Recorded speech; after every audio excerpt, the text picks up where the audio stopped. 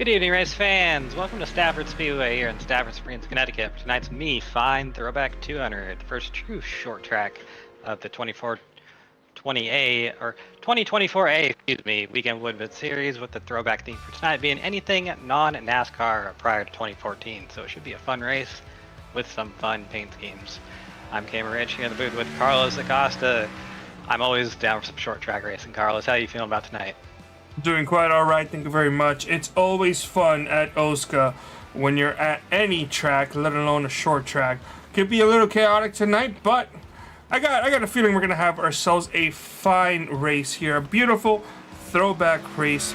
Shout out, by the way, to Me Fine for throwing it back for us tonight with the Me Fine Throwback 200. Looking out here on the track. Sorry about that. Single car qualifying out for the first time this season outside of road courses and super speedway races, and it's gonna be pretty fun. Get a sprint and a feature race. And Cam, what were you saying? Oh, I was just saying, look at all these nice throwback cars out here tonight. I'm really good to see all the painters coming out clutch and having some really good paint schemes. Yeah, a lot of beautiful schemes out there. A lot of throwbacks, tributes, and just beautiful schemes. I know Vic has done quite a handful of them, and Shift has done a bunch as well. And a couple other drivers have done their own or have contracted outside of the league. But it's always so exciting to come to a throwback race. And while the rules to me were a little stressful because I personally don't really religiously follow like too much racing outside of NASCAR, so I didn't really have any cars that would fit the criteria. It's just nice to see all these schemes and liveries that, you know, of cars I've seen maybe a couple times before, and cars I haven't seen at all. Like this one here, this is I think a McLaren scheme, or a Formula One scheme, I should say. Was this Hamilton's scheme from like back in the day? Got the list here. That's Jenson Button's 2012 Formula One car. So correct on the McLaren, yeah. That's right. I was kind of right. Right team, wrong driver. Yeah, and this right here, Gilberto Javier's car is a World Rally car, the 1986 Stig Blomqvist car, which is wild to see. But we got F1, we have Rally, we have MotoGP, we have NHRA, and we have a couple monster truck schemes out here tonight. So you're not going to find better variety in the throwbacks than out here in OSCA tonight. Don't forget Trans Am too. We got a couple Trans Am cars. Van Zam. This is the Irv. I believe it's Irv Hare. That's probably how you say it. If it's how I think it is. Jess Story out on the track right now. Sounds like a big question. What? Yeah, I don't know how to say his last name. Before you ask, I don't know how to say that guy's last name. Okay, I was saying it the way that it would look on paper. So I have no idea. It's more entertaining that way. We should make some picks. Yeah, here's where we should make some picks. Let me go ahead and pull up the commentators' standings, sponsored by Binks Design. Shout out to Binks Design. There's a local New Jersey graphic design company that specializes in all of your custom apparel and tumbler needs. Check out their website at binksdesigns.myshopify.com, or to make it easier for you, it's at the link down below. So, Vic, take it away. All right, so Cam, you know, we always give our commentators the chance to make picks. So you don't have any points on the board, so you can pick anybody you want to for half one, and we're not gonna be able to pick them. So you can take a really good pick away from us here, Cam, or you can be nice and not. Whatever you want. Well, I was told some insider information that the driver of that 19 was doing some real life testing of this track, so let's go ahead and pick him. Why not? That's mean. That is mean spirited. Okay, so yeah, I got the picks for Cherry here, and Cherry wants the pick that everybody says is gonna win the throwback contest. He wants the 7 car of Ray Bracey, which I think is a solid pick for the record. Yeah, it's also a beautiful scheme. It really is. It is your Incredible. turn, Carlos. It's my turn. Well, I was looking at this driver in practice. He wasn't up near the top. I wanted to pick a safe driver, maybe somewhere down a little. Some guy who knows kind of like to save some for the end and to be there. And he's actually qualifying pretty good, currently in 6th place. Gonna go with the 99 of Gilberto Javier Gomera. That is actually a really good pick. He was also on my list of people that I might want to pick. But speaking of the people that I wanted to pick, so I'm gonna go a little bit out from what I guess I would feel comfortable doing usually, but I'm gonna pick the car that, interestingly enough, Cameron Rich owns. I'm gonna go for the 17 car of James Miller. And the drivers, oh boy, who do the drivers want? You know what? They want them, and they're gonna get them. So the drivers, for some reason, have all banded together to make the decision that Rashid Coles is gonna be their pick. That is a bold decision. So. Hey, we'll see how he does tonight. I think at a short track, anything is possible. So. Yeah, and Goody, who is under the weather, who's meant to be here, but he won't be. He's a little under the weather, and it kind of sucks, but he'll be back next week. He's scheduled to be, at least. Hopefully he feels better by then. The drivers, or Goody rather, wants the 9 of James Watson. So there you go. There's your picks for the night, for half one.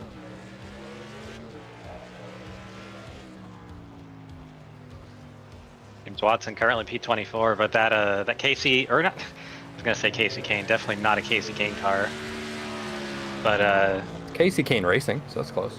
Casey Kane Racing. This is Darren Pittman car, pretty nice looking. I gotta say, one of my personal favorites out there tonight. Not biased at all because I was a Casey Kane fan or anything, but we'll put that aside.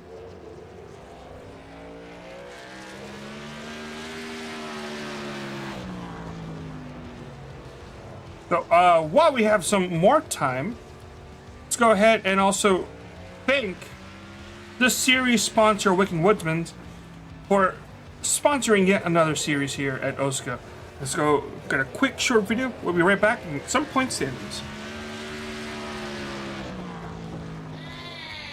Be sure to check out Tim Mayo Conrad and the Weekend Woodsman crew on YouTube.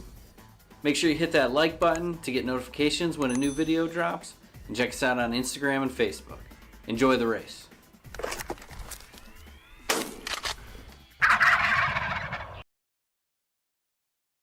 Back. Welcome back, Stafford Speedway here. It's Brent Miller on the screen right now, completing up his qualifying run. He currently sits, looks like a P20, so going to get you guys some points here. We have our driver standings and our team standings up on the screen. Austin Beer just leads the driver standings by about 20 so points over Ty McIntosh, and Shift Esports with about a 50 or so point lead over South Shore Racing. Those two teams we've seen historically battle through the team championship throughout the last couple of years, so I'm sure that will go to the end of the season as well.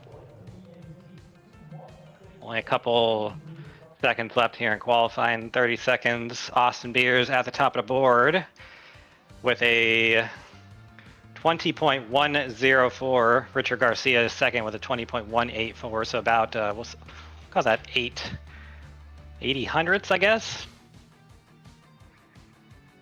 But pretty close times here. And Vincent Isabella, our last week's winner, got his first win of the season in P3, so he's going to want to capitalize on that momentum. Try to get a good finish here tonight.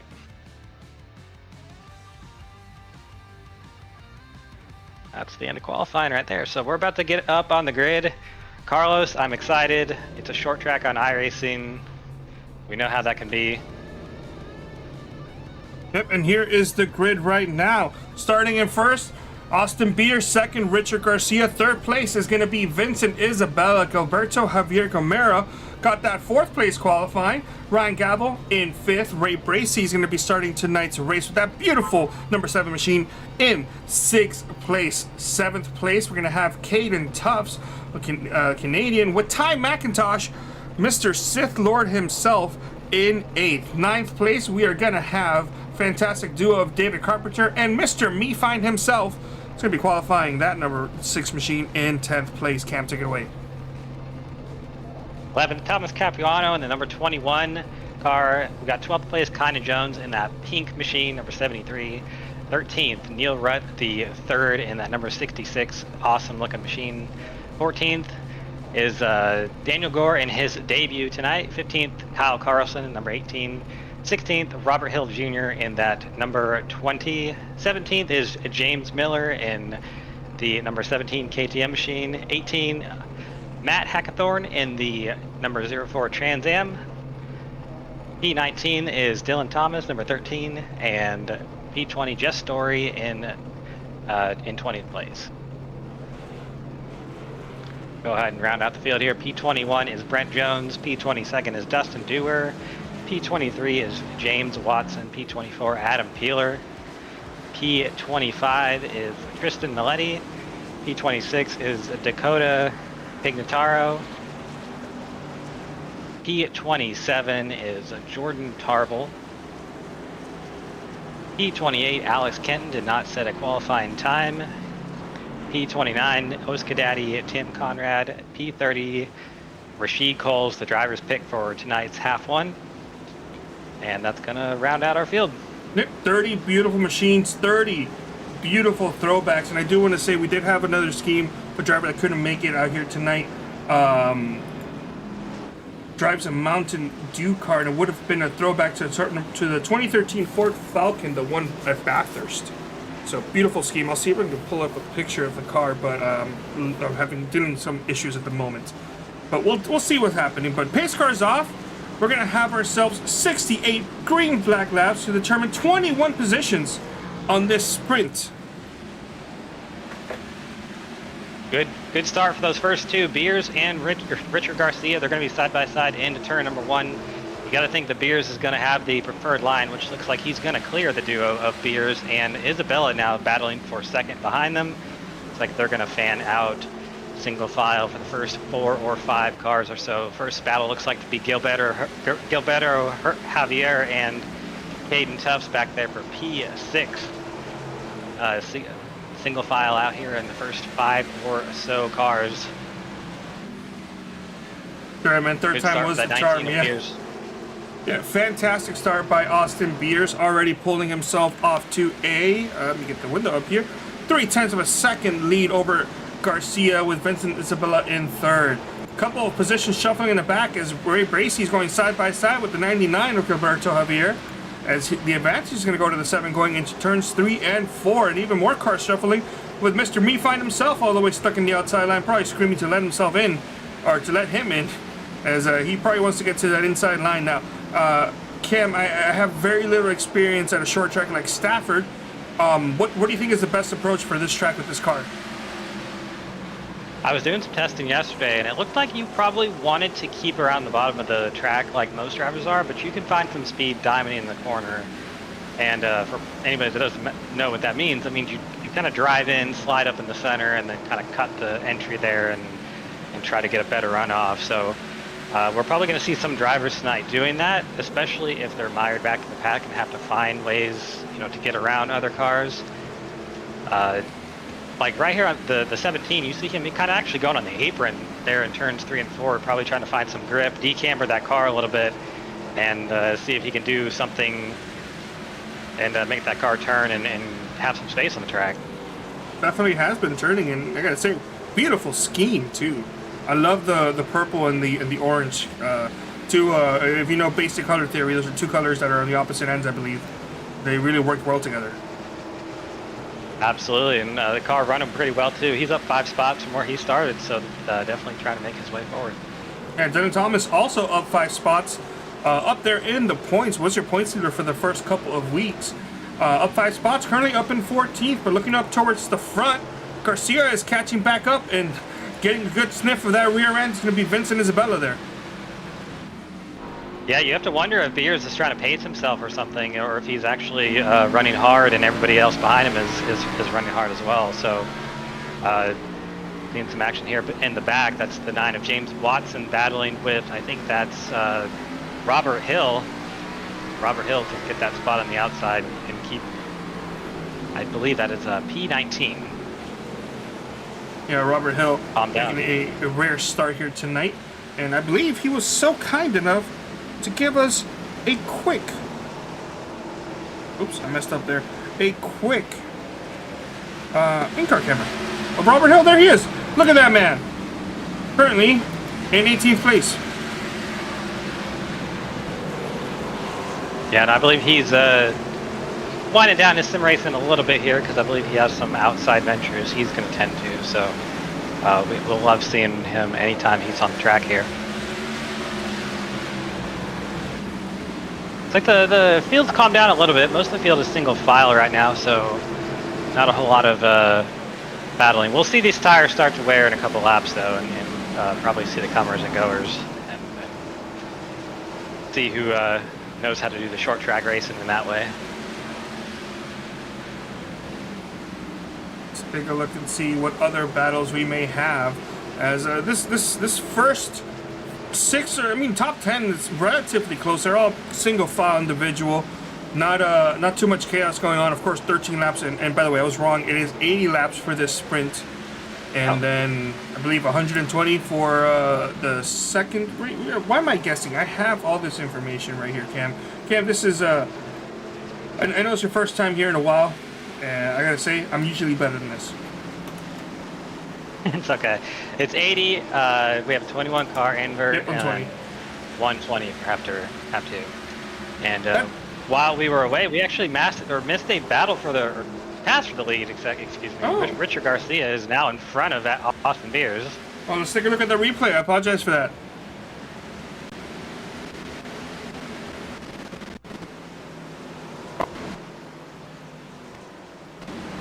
He just got the good run off turn number 4 and dived it off into turn 1. Classic short track battle right there. Good clean racing. Good to see no contact there. Is that 20 of Hill having some issues? Yeah, I believe a couple drivers had some issues there at the same time that my computer also had issues. Let's see if we can go back. Hopefully, we're able to go back.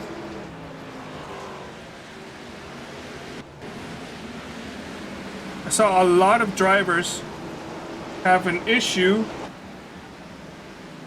Oh. Well, Like I don't. some tech issues here. Yeah, I know. I mean, it looks like the people disappeared there for a second, and Robert Hill went kind of off track. Can we get something here? No replay. It looks like. I'm sorry. Some tech gremlins got in the way of that replay. Yeah, who knows? I mean, it seems like sometimes iRacing will just have issues, and certain people will be more affected by them than others, and who knows? But a really good battle for the lead up here at the front. Richard Garcia and Austin Beers. Once Garcia got around Beers, he did not let him go. So you can see him trying different lines there. Richard Garcia is running about halfway on the apron there through turns 1 and 2. Beers running a little bit higher on the track, trying to keep his momentum up. So this is why I love short track racing right here, because you can actually, you actually get good stuff like this. Good, hard, clean racing. No aero blocking here. Oh, he's as I say that, they made contact, but looks like Austin let out of the gas and let him keep it, and Richard's gonna keep the lead and bide another day. All right. Yeah, smart. Interesting move there, but good to see. I know Austin races hard, so it's good to see that he didn't just kind of throw it in there and turn Richard and drive away. So good to see there's more respect in that. But yeah, that kind of did break up the top 5 a little bit. They all saw that car spinning and caught them up to Austin. Yeah, Richard Garcia and Austin Beers had kind of checked out from the rest of the top 5 by a bit. It looks like they're working to do that again. But that checkup and slow down has allowed Vincent Isabella, Ryan Gabel, and Caden Tubbs to kind of catch back up slowly. Now, because Austin Beers goes for the lead on the inside. Here they go again. Yeah, that was a send by Beers. He just got the run off 4 and sent it off in turn 1. A little slide job and completely clean on his part. New leader, Austin Beers.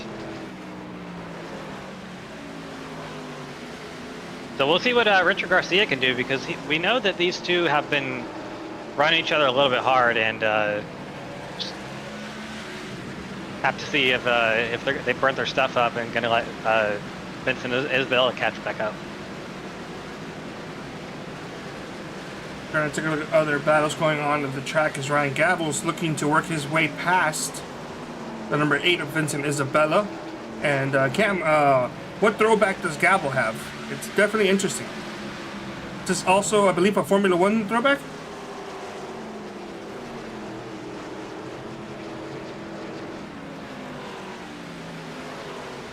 May have caught Cam unawares there, but the one of Ryan Gavel's looking to the inside, sliding up a little, not making contact with that number 8 of Vincent Isabella. Advantage is going to the number 1 machine of Gavel as he drives it deep into 3 and 4 and is able to clear the number 8 and get that 3rd place position. As now Ryan Gavel's going to look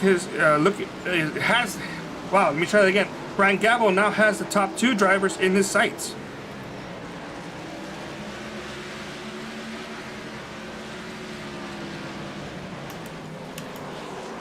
Alright, so it looks like we're having a bit of an issue. Cameron's taking care of it on his end, but we have a new person in the booth, Mr. Nathaniel Cherry. How are you doing this evening? Hello, I'm doing good. Sorry about being late tonight, but looking forward to enjoying some racing from here on out. Well, welcome to have you back, Mr. Cherry, as Caden Tubbs gets a little loosey-goosey. But Cameron Ridge is dealing with a small issue here. So am I, apparently. So I asked him what throwback the number 1 of Ryan Gavel has. I don't know if you have that little sheet that tells you what scheme they're running. It's the 2008 Hopin Tonga A1 GP. I'm pretty sure it's from an F4, or like F4 like Asia series. I'm pretty something like that. I'm pretty sure. Yes. I think that's what it's from. Just a question on my end, Carlos. Just because I don't own Stafford, I'm relying on your Discord share screen here tonight. Right now, what you are sharing on Discord is like 8 different cameras. I don't know how that no happened. Worries. Yeah, let me take care of that. Worries. No worries. But I'm excited to hear. How's the racing been so far? Racing's been pretty good. We haven't had a caution yet. You know, the drivers, they're all respectful of each other. We've had one minor incident which we couldn't get a replay due to an issue on my end, but it was with Robert Hill. As the 14 goes a lap down, the 14 of Dakota Pignataro going a lap down. Second driver go a lap down right after Robert Hill. Yeah, well, that's quite impressive for a track like Stafford that we are 33 laps in and only 2 drivers have gone a lap down, you're saying, and that we've been relatively clean. That it's like everybody's here to have some clean, respectful, hard racing. All these throwback cars look amazing, fantastic. You love to see it, especially with the idea of how they weren't allowed to do anything that's from NASCAR. I believe it's pre-2010 or 2014. 2014. 2014, but nothing NASCAR. So for a lot of us who only watch NASCAR, or maybe even only watch like NASCAR and F1 or something like that, like there's a whole bunch of different schemes that you would have never seen before. Yep, battling side by side. See the 13, you see the 6 going in for that. It's actually James Miller and Gilberto Herrera. That is a battle for 11th position, side by side.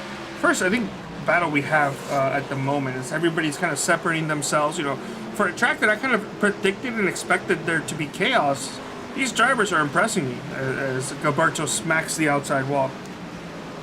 Well, this is a track that you would expect a chaos, but at the same time, it's a really hard track to pass at. It's deceptive. Most short tracks you think, oh, well, there's going to be lots of passing, but it is really difficult because you can hold your own on the outside if you have the tires to do it.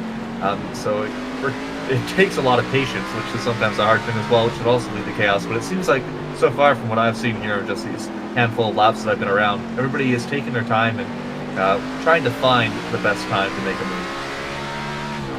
As we saw Zach Evans get by, I don't know who that was he got by here, driving 13th place just behind Dylan Thomas right now. Yeah, that was focus on that man's face. That was Gilberto. He just gotten past.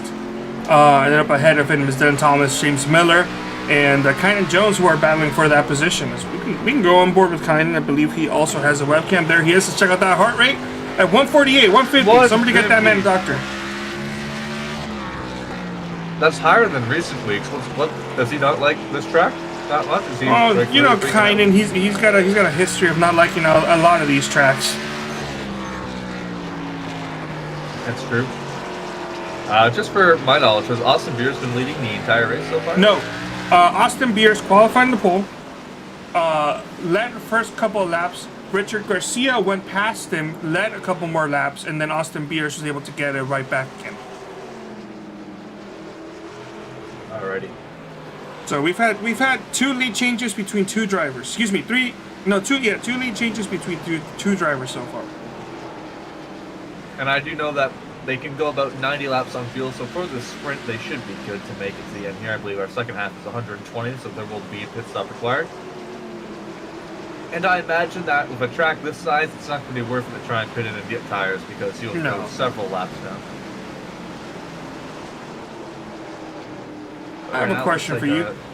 I have a question for you, Nathaniel Cherry. Do you like feet? What? Do you like feet?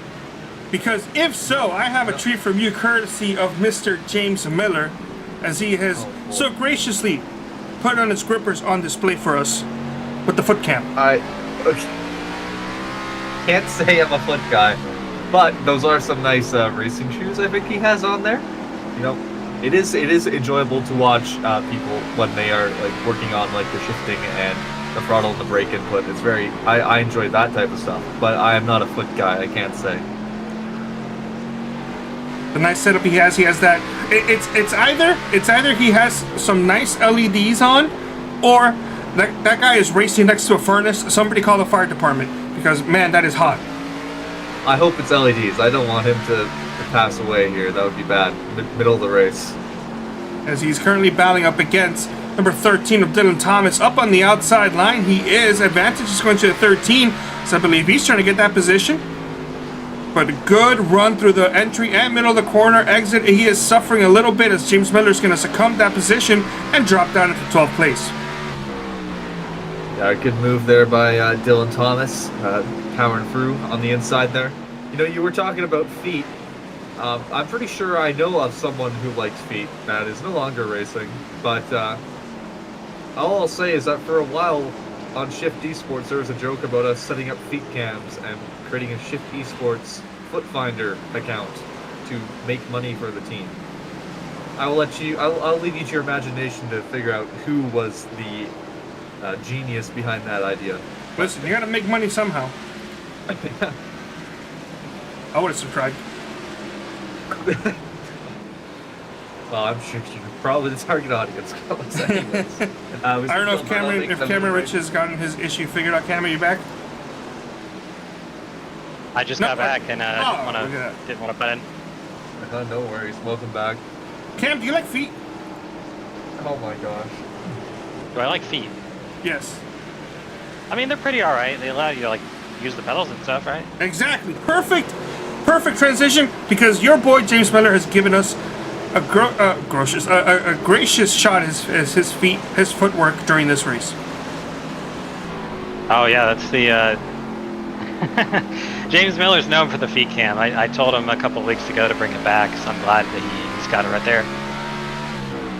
Yeah, this is the small issue I was dealing with. I couldn't get that camera working, and I really wanted it working. Carlos thinks that it's not LEDs that we're seeing on James's cam. He thinks that he's by a furnace or his house is about to burn down. So can we just appreciate the fact that James Miller is right foot braking? I'm not sure if that's weird to anyone else, but I find that kind of strange in an oval. That's how I brake. That's probably why I'm so slow, but that's how I brake. I don't really know how to use the clutch properly, so I can't really comment. I tried one time to learn how to left foot brake, and I struggled so bad. I mean, I have to do it more than one time, but But yeah, it's so awkward for me. And yeah, I have noticed that a lot of people are transitioning to left foot braking or have been doing left foot braking for a while, but it's just something that's so alien to me. Yeah, that's pretty interesting to me. I'd like. We need to get a feet cam on other drivers to see how they do it too, because I know there's a debate on shoes or socks or no shoes or bare feet. You know, some people. Everybody has their own What thing. I used to do, back in my 3-ride racing league days, especially during the summer, because they only had. I would go to my local CVS pharmacy, and they would sell water shoes, like just small, flimsy water shoes that you would take to the beach or at the pool. They were enough, and they kind of looked like racing shoes, because at least the ones they sell kind of looked like them. And I would buy them. I would use them for racing, because it was enough where I had something to wear, but also it was soft enough where I could still feel the pedal work without, like, you know, because if I use the pedals with my shoes, it just I lose some feeling. And of course I have a G29, so it's not like fancy pedals like some of these other guys have. So But yeah, that's what I would do. I believe I'm. Oh, we got Capuano going around. That's a caution. That could be First our caution of the yellow. night. It is. The can block That tribute. was just. I think that was just yeah, a bit of a drift there.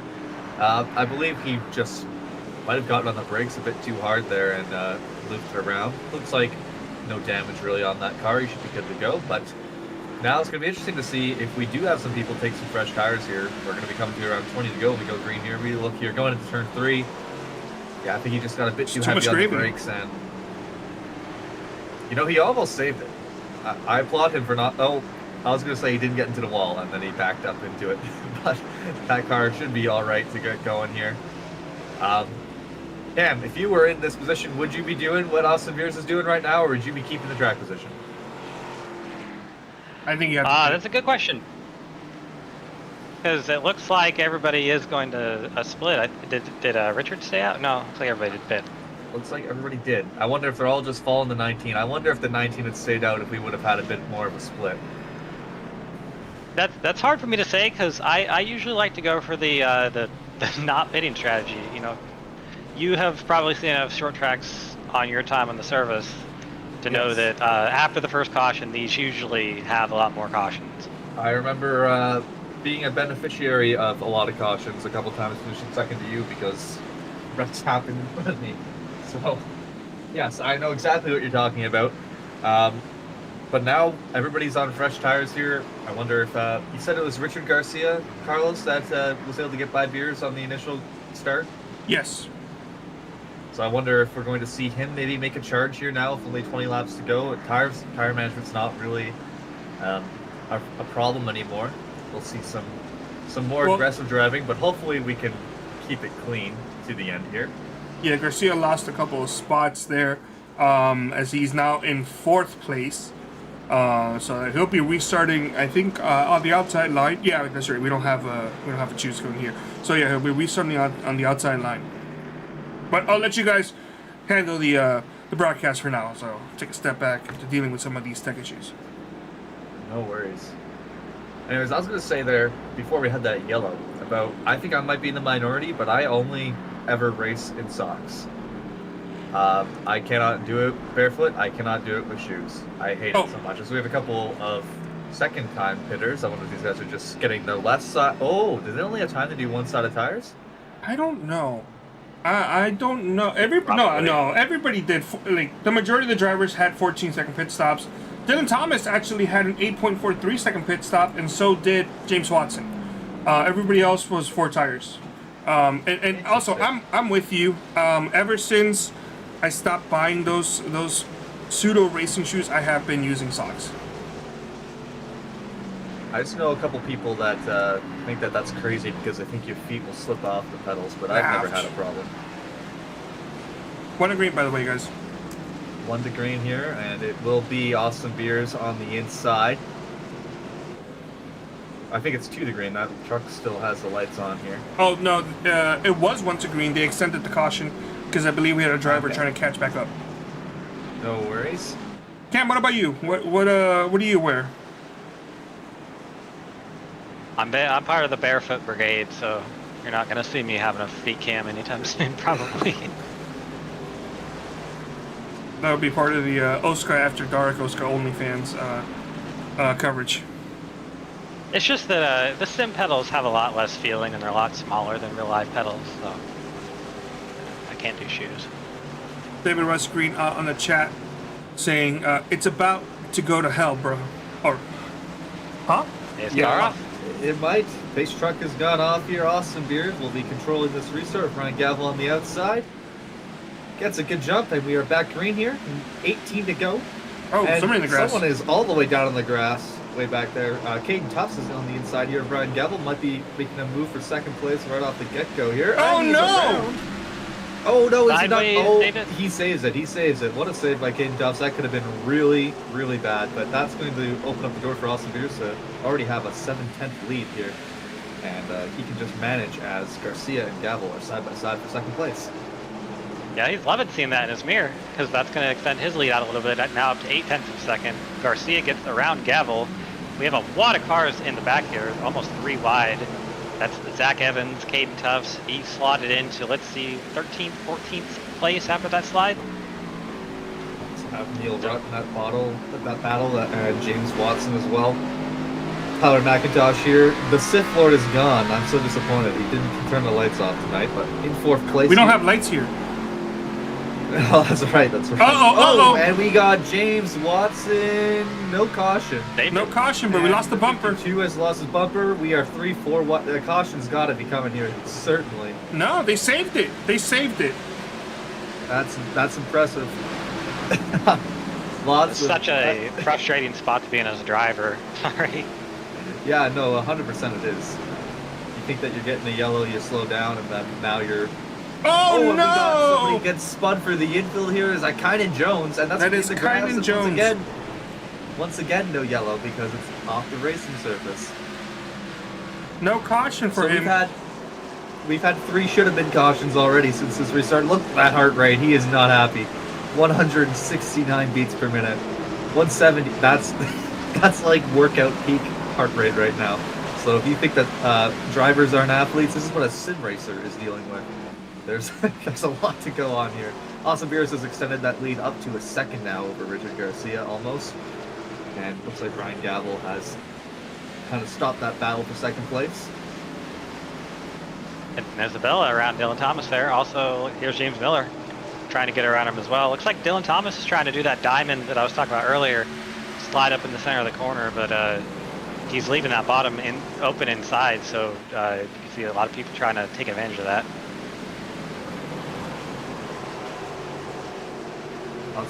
It looks like it started to calm down a little bit here. It's gotten to a single file situation here. For the most part. Really surprised we didn't get a yellow out of any of that. But the man who is probably super happy that we didn't is Austin Beers. As I said, he's got that second gap now on Garcia. And it's going to take a bit of a Hail Mary, I think, for anybody to be able to catch up and pass him here. Tim Conrad, OSCA Daddy, with the VR on again tonight. Thankfully, he has his shirt on this week. Last week, he did not. That was probably scared a lot of children watching the stream. I had to adjust the white balancing, so much he threw it off. Tim Conrad, right now, first driver 1 lap down would be the beneficiary of a lucky dog should a caution come out, which it might just right now. Oh, geez. That's Hill right there. So that was the battle for P21. Looks like he got knocked out of the way. Have 45 there, Jordan Tarble as well. Is it just Rashid and Tim that are lapped down right now? Someone else is just sliding up the track as well. Rashid, Dakota, and Tim Conrad are all 1 lap down. 3 cars, 1 lap down here. So we're clocking to 7 to go. Oh! Ooh, my goodness. 71 had the rear end all hung out there and almost got into 13, but kept it Oh, straight. there's contact. It seems like the patience has gone out the window now. We're coming here less than 10 laps to go. Everybody is throwing their car in as deep as they can into the corner. And it's causing some hairy moments. Caution. Oh, yeah, caution is out. Oh, Robert Hill Jr. again having an issue. Robert Hill inside the infield here. We'll have to get a replay. Let's see if he had some help or if it was just a self spin. They're coming out of, I believe this is turn 2. Oh! And yeah, Actually, the issue wasn't Robert Hill. it was number Peeler 20. that, Wait, Hill is the 20, excuse me.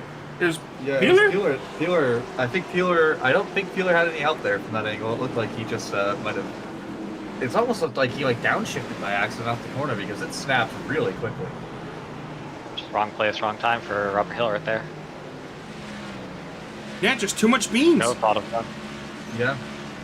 Just got on the throttle a bit too heavy, and then Robert really didn't have anywhere to go. So this is going to create a green-white checkered, I'm pretty sure. And that could get a bit fun at the front here. We'll see if someone is able to challenge Austin Beers. But yeah, it looks like it started happening about halfway through the middle of 4.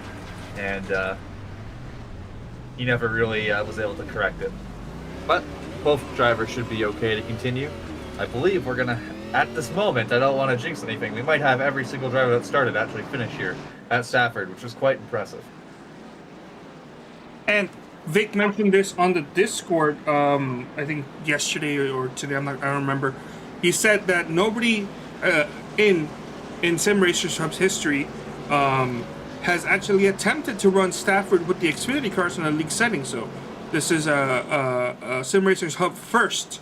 So whoever wins tonight's race is gonna go down in the history books as having the fastest lap or fastest race time. I don't know who's gonna have the fastest lap though.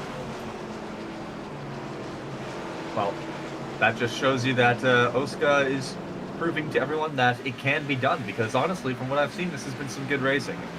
I know a lot of people are probably worried that it was going to be a bit of go to hell, as David Westergreen said in the chat.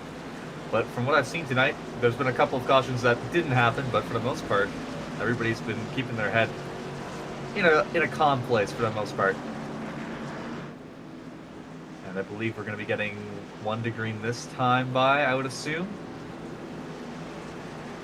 Our top 2 here is going to be identical to our initial start of the race, Beers and Garcia. So if you're Richard Garcia, thinking on the outside line how you can probably do something to get around that 19, maybe drive it in a little bit, see if you can hang around the right rear corner. If you can keep it up there, you might be able to get a run off turn 2 and do something with them. So definitely a lot of things going through the drivers' heads. Even that number 1 of Ryan Gavel in P3, he's thinking maybe if he drives in, maybe knocks the 19 up the track a little bit, he can get around the inside and steal the win here. So it'll be a fun time on this restart. Yeah, definitely. For Garcia, he's going to want to pinch Beers down as hard as he can here. But if Beers gets a good jump, he should be home free. We're about to find out what will happen here. The pace truck is off. We're coming out of turn 4 right now. And into the restart zone, Austin Beers gets a good jump, a bit of wheel spin from Garcia, and Beers will be clear. Yeah, no contest there in turn number 1, except for Garcia under Gavel, or on Gavel. Gavel's going to try to get around the inside of Garcia. Garcia's going to keep that car up, wound up on the outside line, and keep it for now. But that battle's still going to rage off with 1 lap to go.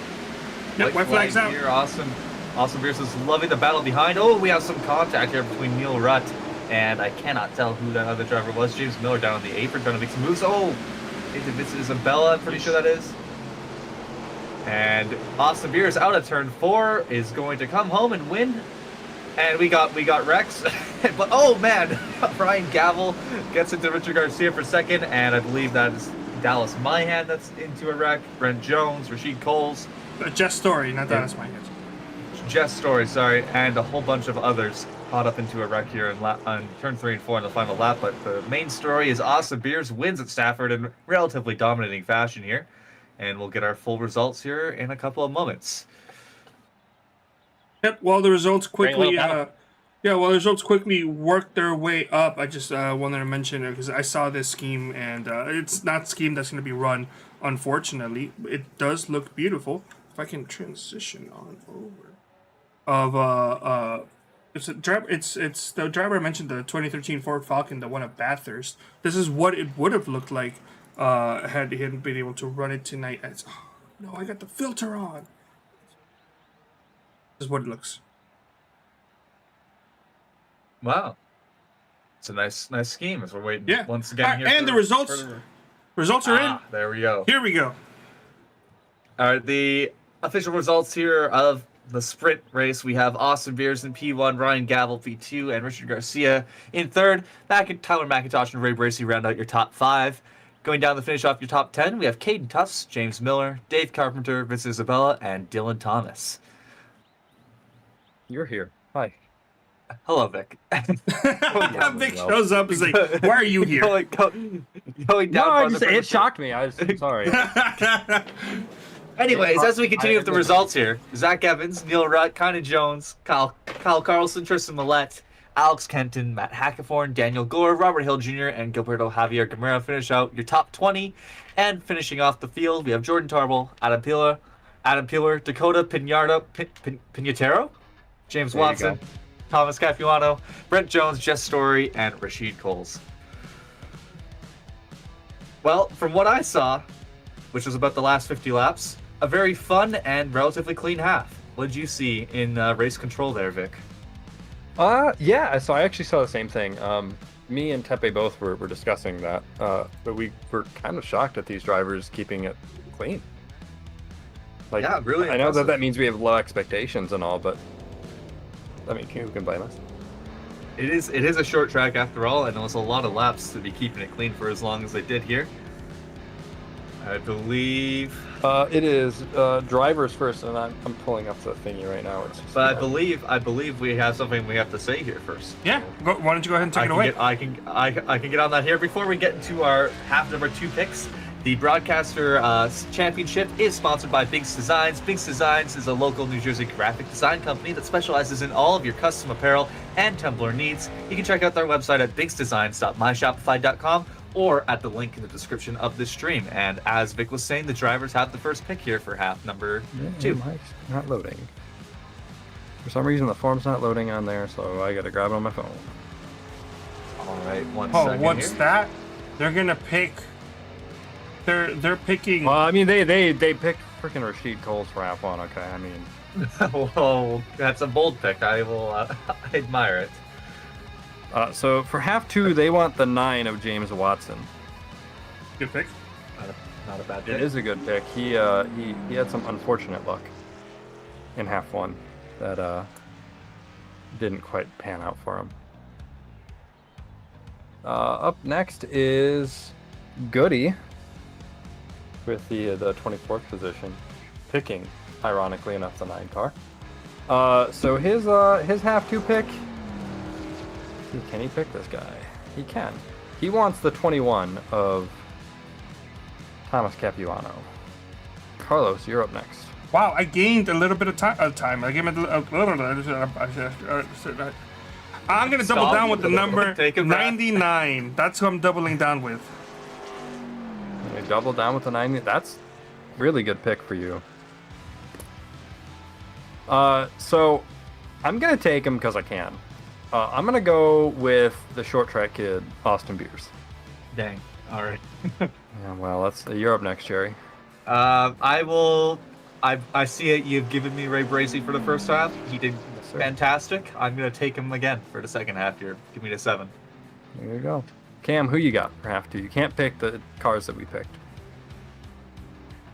I think I'm going to pick the number 52 of Daniel Gore making his OSCA debut. He's going to start P4 in half number 2 and see what he can do. Good pick. How big of an invert do we have here? For 21. half number 21. 21. So almost the entire field here. So that'll be exciting to see drivers like Austin Beers and Ryan Gavel and Richard Garcia try to get their way through to the front. And also, as Cameron mentioned, you have people like Daniel Gore making their OSCA debut that will be starting right up front now. Before we get into the starting lineup for the half number 2, we have a video message from one of our sponsors, Weekend Woodsmen.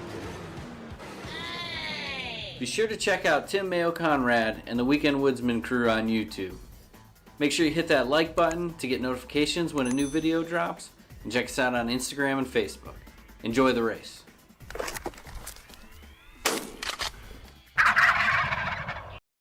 We're back. All right, and thank you, Weekend Woodsman, for everything that you do for OSCA, one of our biggest supporters here. And Cameron, what do you expect here for the second half? It's a bit longer. They will have to make a pit stop. So I guess a couple of questions I have for you as a driver. When is that pit stop going to happen? Are they going to push it till the end of the fuel run, or are they going to try and short pit? And do you think it's going to be as clean as we saw in the first half here? I heard the fuel run was about 90 laps if we were to go full green, so I'd probably be thinking about that number, that difference between 90 and 120.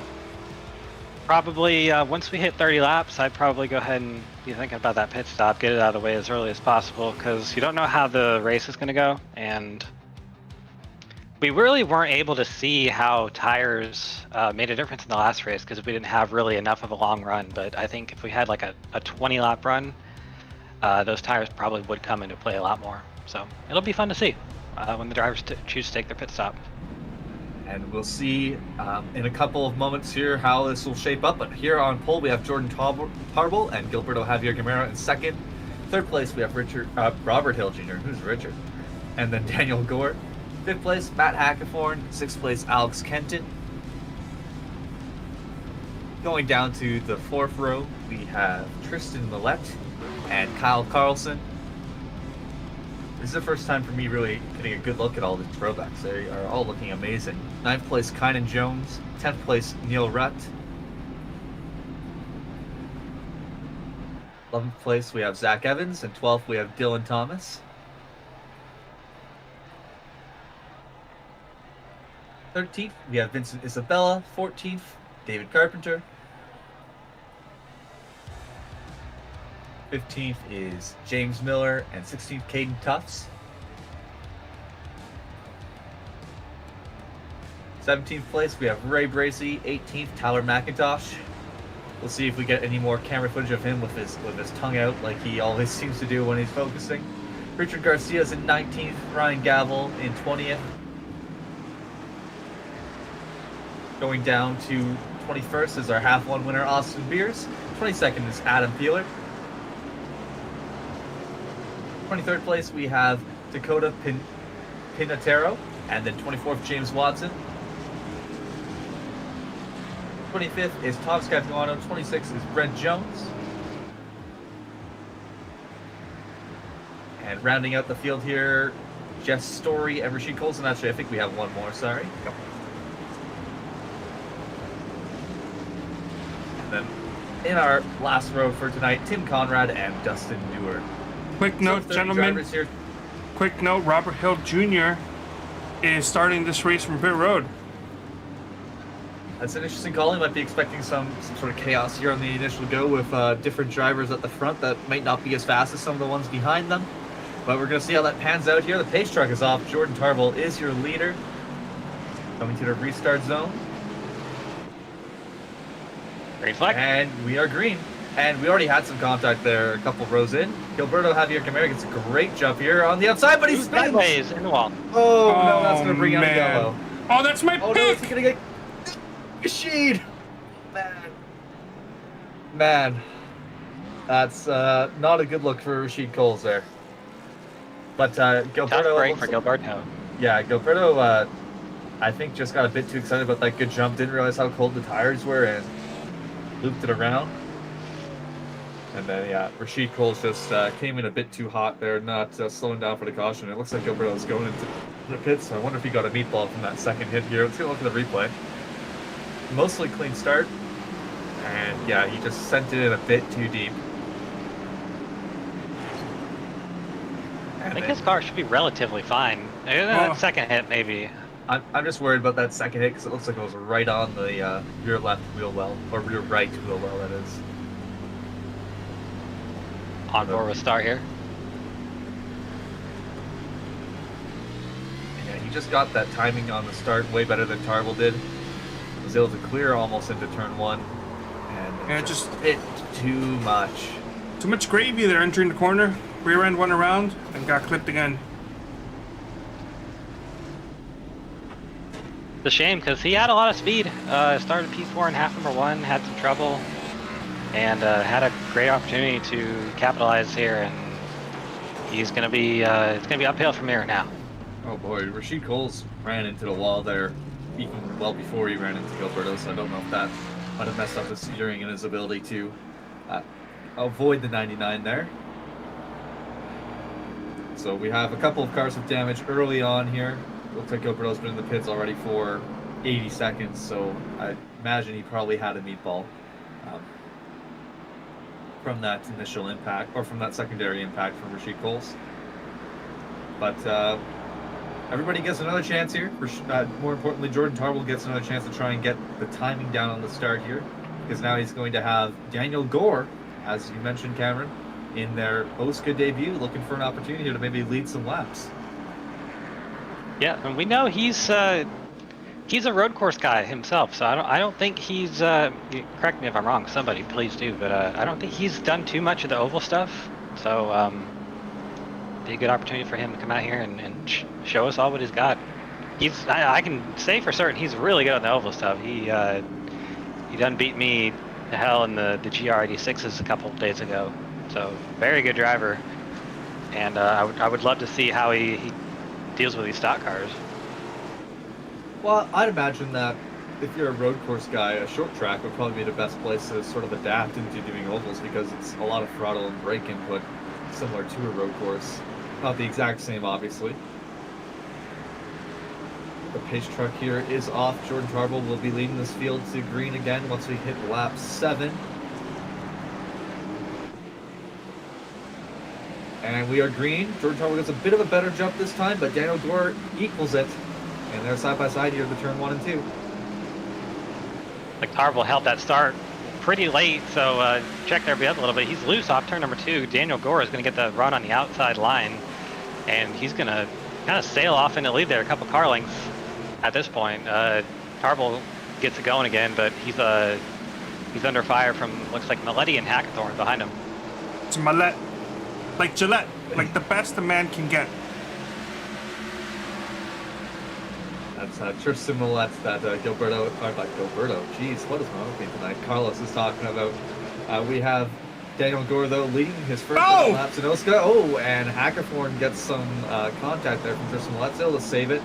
And just has a bit of a compromised corner, but everybody will be fine. Kind of Jones is looking to work around the outside there of the 96 of Alex Kenton as well. Lots of side-by-side racing right now early on. Kenton sent it off of there into turn number 3, and I think there was some contact there with Kynan. He's not going to be happy about that.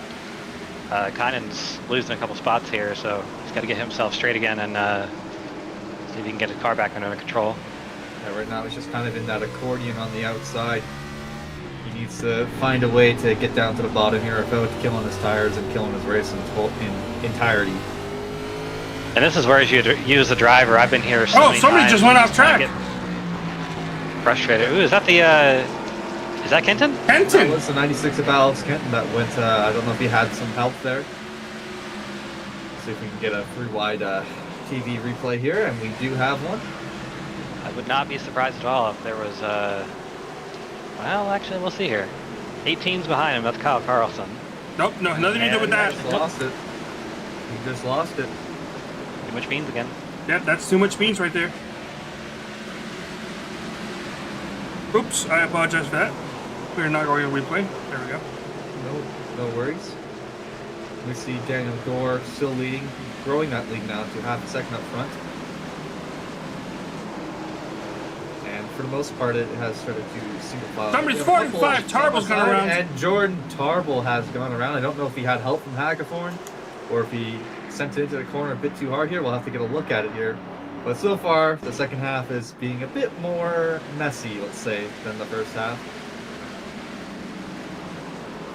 And it looks like Tarble just got in a bit too deep.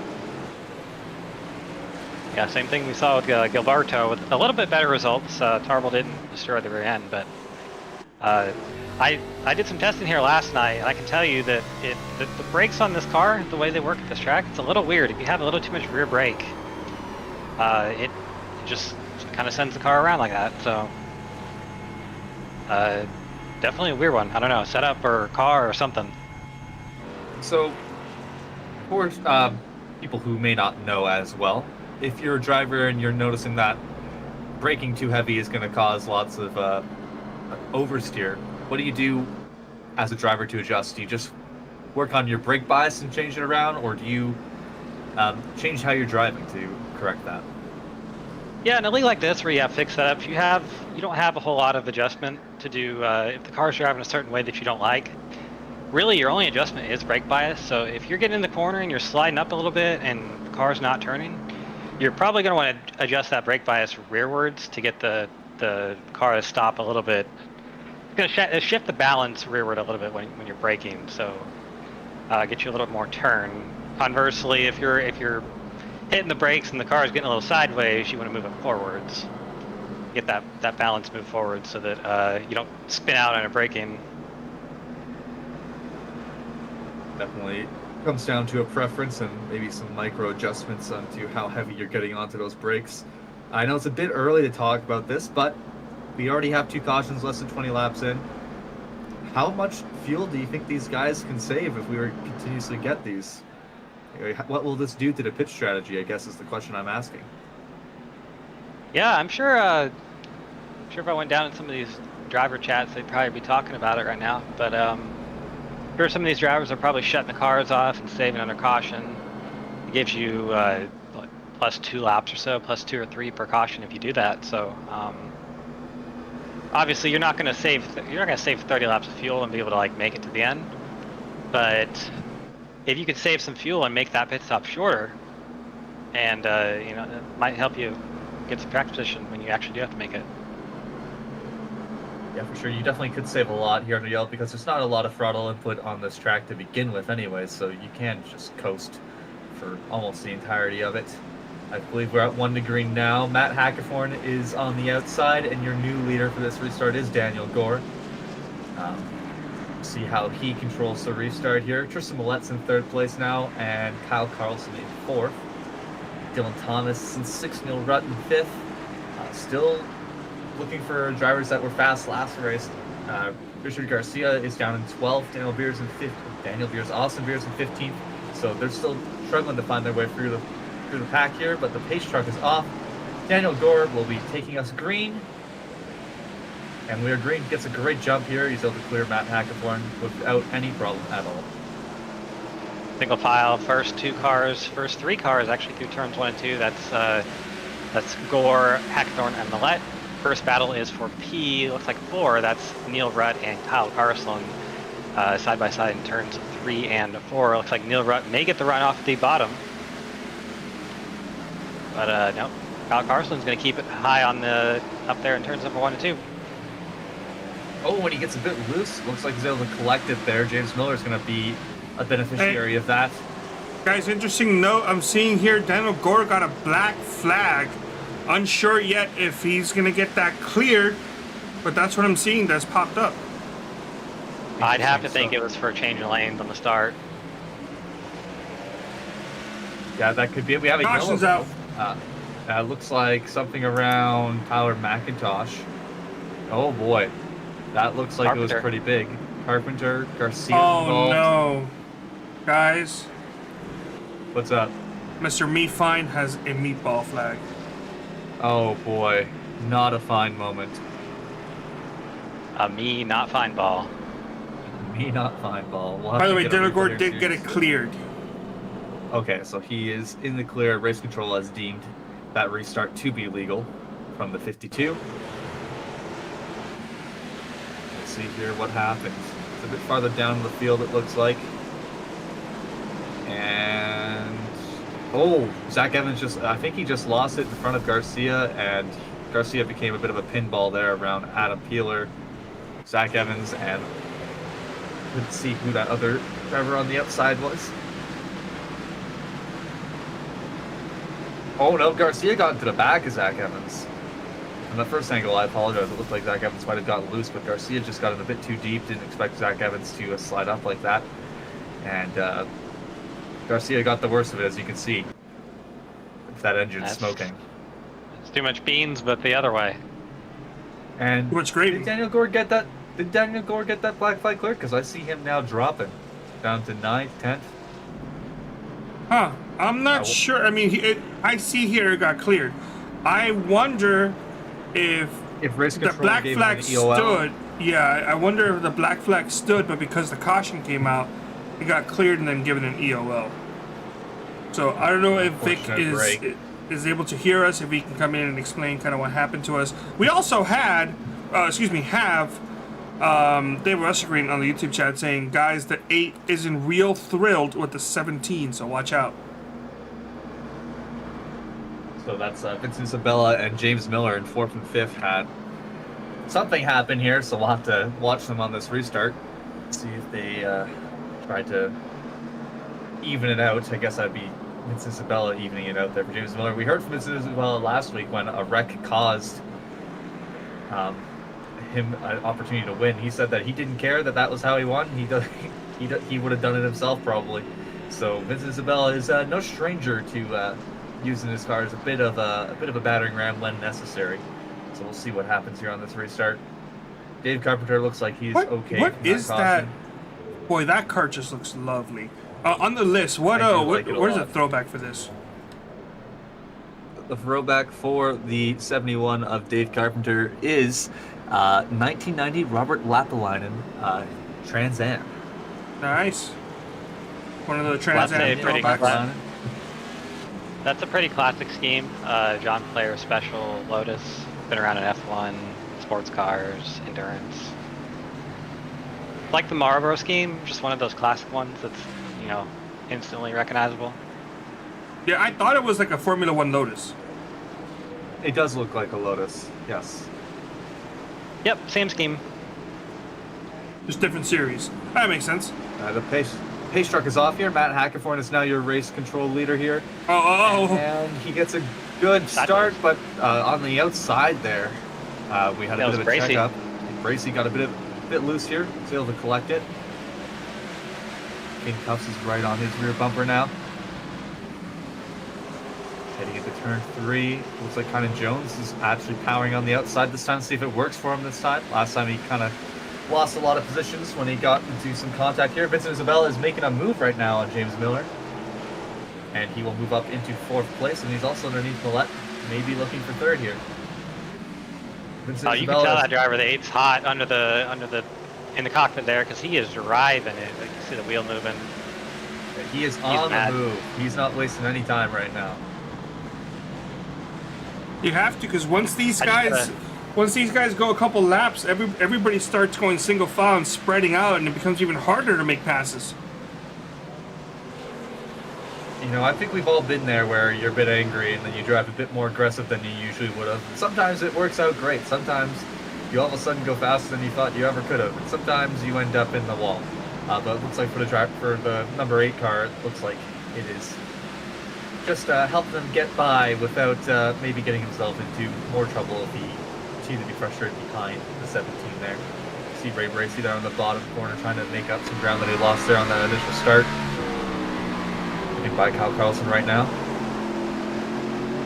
What a beautiful scheme as well. Absolutely, one of my favorites tonight. See the line he's running here. He's kind of dominating the corner a little bit, driving it a little high, or driving it low, letting it slide up a little high in the center, then chopping it back down for the center or exit of the corner. It looks like he might have got a bit loose there going into that corner though. Like he saved it. Doing a good job up there in P7 right now, holding his own. Yeah, having another strong run. He finished in the top 5 in half of the 1 here. We have a look here at Tyler McIntosh. The tongue is inside the mouth, so he's not... There, no, it's out, it's out. No, there it is, It's like a little turtle that's slowly sneaking out. Tongue is sneaking out, checking to make sure the coast is clear. Oh, he's, don't read lips, folks. He is talking right now, but he is a bit of a potty mouth at times. Just make sure that you don't have any children watching. And we have some a battle between James Watson and Thomas Capuano right now. I believe Thomas Capuano just crossed over James Watson in the previous corner. I wish we had a camera pointing towards the other way. Looking at his wherever he has his push talk set up. You should tell a lot about how aggressively they're trying to get that push talk button pushed. If somebody did something, or they're just talking about tires or something. Oh, whoa! Oh, Hayden Tufts. Oh, he's gonna. Okay, so that was Ooh, that's Hayden contact. Tufts and Austin Beers getting into each other. I believe Hayden Tufts might have been a bit unhappy with something that happened on the straightaway and decided, you know what, I'm just gonna move you. But now he's on the outside, and Austin Beers has a chance to repay the favor if he wants to. But I think Austin Beers' cooler heads are going to prevail here. He's just going to try and clear Hayden Tufts here and follow Brian Gavel through to try and get back towards the front. Looks like it will. Two real life short trackers right there that don't want to give an inch. Well, we were talking about them Back earlier. underneath, it's Isabel. Yes, there we go. By the way, Deborah West Screen on the YouTube chat saying that the issue came from the last lap of half number 1. Oh, so that might have been that big wreck there that we saw. Oh. Dylan Thomas almost. Oh, he definitely did make contact, but they're able to keep it clean. He's going to look to the outside here this time. Trying to get that diamond that Cameron was talking about. It really helps you build a run off the corner, especially when you're running bumper to bumper like this. Yeah, having a race with James a lot and having a race with both Vincent and Dylan. I don't think a trio of racing those three with them all being mad is something I want to be in. Somebody's going to get moved, for sure. It looks like Dylan Thomas is backed off just a little bit here. See here, Austin Beers now underneath the 73 of Kynan Jones. He's got to try and keep pace here with. Oh, Ryan someone's in the Gavel. wall. Hayden Okay. Tufts. You have to be Like he's careful going to- here, because I believe entering 3 or somewhere in the track, there's a little bit of the wall that sticks out, and if you just hit it wrong, it will grab your car and shove it straight up in the air. I believe it's turn 3 from what I was just looking at there. Go on board here, see if we can find it.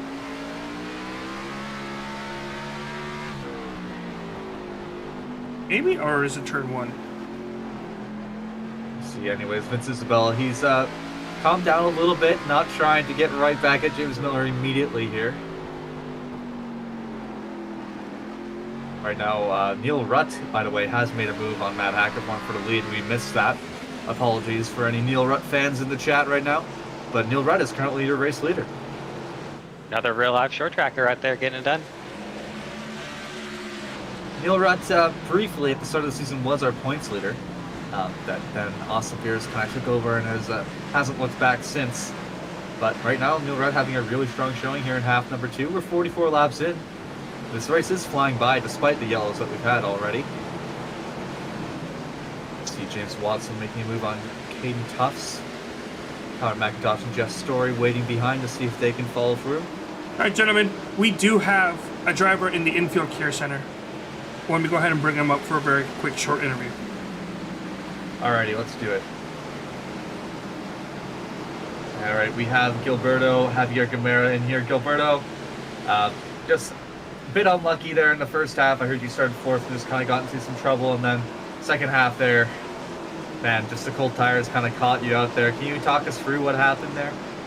Yeah, I have no idea what happened. I'm honestly to tell you, it's I got a really good start there in the second half. I saw the leader, I forgot who it was, Tarble didn't go, so I took advantage of that. I hit my braking points like I have been all night, and the car just kind of came under me and it just spun around.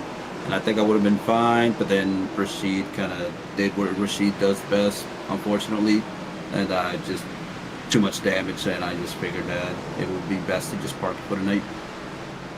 Definitely a bit unfortunate. I believe Carlos and Cameron might be able to talk more about your half 1. Do either of you gents have a question for Gilberto about tonight?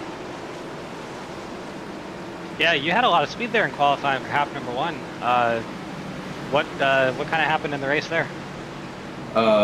Mainly, I think I may have just overused myself. I did have a go. I felt like I had really good short run speed, but just trying to set the tires, and I felt like I was struggling a little bit too much with the right front because I was getting a little too tight, especially in the middle of the corner. I wasn't struggling loose off as much, but it was mainly like middle of the corner. I was just a little bit too tight, and I feel like some of the guys were working that. a little bit better than I was. And then a couple of the restarts where I was stuck on the outside line, I just could not get that outside line work, and I just ended up falling down the pack. Definitely could have done a better job, and I thought I had it down, but obviously some of the guys had it better than I could, and that's just the reality, I guess. But overall, I was kind of satisfied with how fast I felt out there, and definitely could have had some good points, but just wasn't meant to be today. That's how it be with these flat short tracks. But how you feeling about Talladega next week? I'm feeling mixed. I mean, I'm definitely gonna go all out. I think my only chance of getting in the chase is maybe getting a win next week at Dega. Plate tracks have always been, they kind of worked out, but for the most part, I keep getting caught up in silly mistakes by everybody else near the end of the races. So I never really get the good finishes that I deserve, but I think the plan is going to be to go up front, stay up front, and hopefully be in the right place at the right time. Well, we'll be looking forward. Appreciate it. We'll be looking forward to see what you can do next week. You got a strong team there at the plate tracks, and hopefully they can help you get to the front there and maybe get that win that you say that you need. Before we let you go for the night, do you have any shout-outs you want to give? Yeah, of course. Shout out to Shift Esports always for keeping me on board for the season. It's my 4th season here, which is kind of crazy to think about, actually. Gavin Hits Designs that made the paint for tonight. It was an honor to bring back the classic Ford RS200 livery that ran in Group B. So that was great. Seth Rose Designs, always making my Mrs. Goodies paint look excellent every single year that they're on board, as always. Always love representing the brand. And yeah, that's just about it. All right, well, we'll let you go here for tonight, Gilberto. Unfortunate result tonight, but you will bounce back at Talladega. I know you always do, and thank you for taking some time to talk to us. Yeah, not a problem. Have a good night, guys. All right, that was Gilberto Javier Gamera, wrecked out on lap 1 here of half number 2. And while we were talking, everybody has kind of just calmed down a little bit, it looks like. I mean, Dylan Thomas is making a move on Vince Isabel right now as I say that, but other than that, Neil Rutt's still leading by a couple of car lengths over Matt Hackathorn, and they've actually pulled away a bit from the trio of James Miller, Dylan Thomas, and Vince Isabel. Carson! Oh, and that is Kyle Carlson just went straight up and towards the wall there. Caution's out. It's going to bring everybody down the road. The car just stopped. I wonder if his wheel disconnected. That's what it kind of looked like. He's been struggling these last 2 or so corners. But yeah, no, that's definitely looking like something happened in real life. I mean, he does already have some damage on that right front. I don't know if the steering just finally went from hitting the wall too many times. Because he was climbing the wall there as we saw it. That replay, we'll get a better look at it again here. But actually, Neil Rutt is leading everybody down pit road. Let's see who gets out first. As Cameron mentioned, that's going to bring everyone down. Yeah, they can all make it from here, so no worry about fuel anymore. Just getting the tires and getting the fuel in, and 60 more laps of racing. It's like a halfway break, really. Yeah, exactly like a halfway break. Neil Rutt is going to pull out here. He will win the race off of pit road. Jess Story, he came out first. Did he take 2? He must have. Jess Story missed his stall. Oh boy. That'll explain it. That's And going to then hurt. There he is, yep. Going to hoit. I believe Dustin Dewar and Dakota Pignataro also stayed out, I believe, right? Yes, they did. I don't know if they pit earlier on in the race. Maybe if they pit around lap 30, like Cameron was mentioning before the race started, they might have just put themselves in a great track situation. Same with Jordan Tarbell as well. Yeah, that's an interesting call, because I don't see how they could have pitted and not got a lap down, but either way, they have a strategy in mind, so I'm not going to question it from my position right here. Tarbell went down pit road. Tarbell has dived down, so it's just the top 2 that have not pit yet, at least under this caution. I don't know if they pit on one of the earlier cautions. I don't know if Carlos can find that out. I can find out after he leaves pit road. I believe this is his first time down. And this wouldn't be a scenario where he's trying to lead a lap because he let a handful of laps in the beginning. Interesting. Do we know about the 32 or the 14 though? 32 and the 14 are drivers in the OSCA Racing League. That's all we know? Alright, sounds good. I believe we're going to be... Top-notch. Right there. Top-notch analysis from Carlos Acosta. That's why we have him on board. The pace truck lights are out, so we're at 1 degree in here. And I guess we'll get a real chance to see the effect of old tires now. I just think it's what Cameron has kind of been doing and saying. You know, maybe they're expecting a lot of cautions, and maybe tires won't play a big factor. A lot of the times they usually don't, but I think this track it might. The problem is it's just those two, and they're kind of going to get fed to the wolves here. Dustin Dewar is currently way out in front. What's happening there with... I know what's happening. I know what's happening. It's that iRacing restart system that has the 14 scared because he's worried about if he speeds up to catch up, he'll get black flag. But, wow, 4 wide. Costa 4 wide at Stafford. You can't do that. How'd they survive? How did they make it work? That's incredible. No, that didn't work. There was a what a move by the 9! What a racer! Oh, no, in the wall! Oh, no! Oh, there it is. I believe no caution. No caution. 14's going to go around. That's going to bring out the caution. Yikes. Oh, man. Oh, that's one of my drivers involved. That's 2 of my drivers involved. That was a wreck that was happening for about half a lap. I imagine Race Control will not be happy with that. It looked like the 20 of Robert Hill was not happy with the 14 there. It looked like he wanted to say hello, but decided not to. So, yeah, the 14 came down, caused Robert to check up. Jeff's Story got into him. Then there was that wreck that didn't cause a yellow, and then 14 finished the job of climbing up there and getting himself spun around. And Jordan Tarble tried to slow down, was not quite in time. Yeah, James Watson, that is, also actually made contact with the 14 that brought him down. I can't really blame the initial contact on the 14 with the 20 because he got the 9 kind of booted him into Hill, but yeah, that's what we were seeing there on the second time around.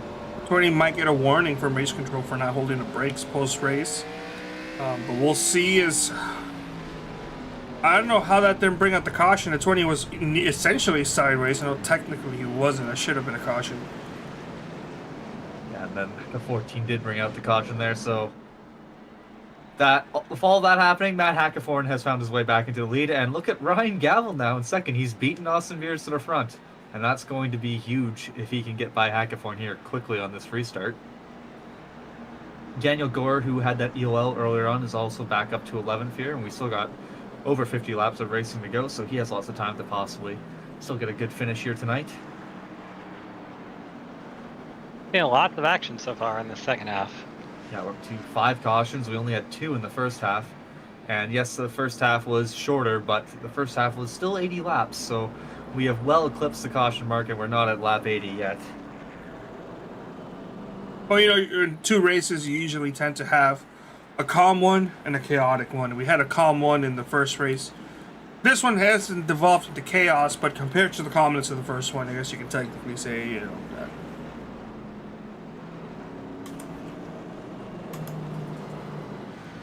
So, we'll have an interesting dynamic on this restart. The 04 of Hackathorn been real quick in the second half. Didn't have the track position in the first half, and I believe he finished P17 or so. And then Ryan Gavel, he finished P2 in the first half, so we know he's got speed. We'll see if that 04 can keep his lead here on the restart and see how much speed he really has. We'll also see now with Vincent Isabella, now that he's free from the grasp of James Miller, if he can maybe make some moves here to try and grab the lead. Dustin Dewar is still hanging on up front here with those older tires. We'll see how far he drops and how quickly he does, but we are on 1 degree here. And Hackathorn, like you said, will be controlling this restart. Pace truck is off here.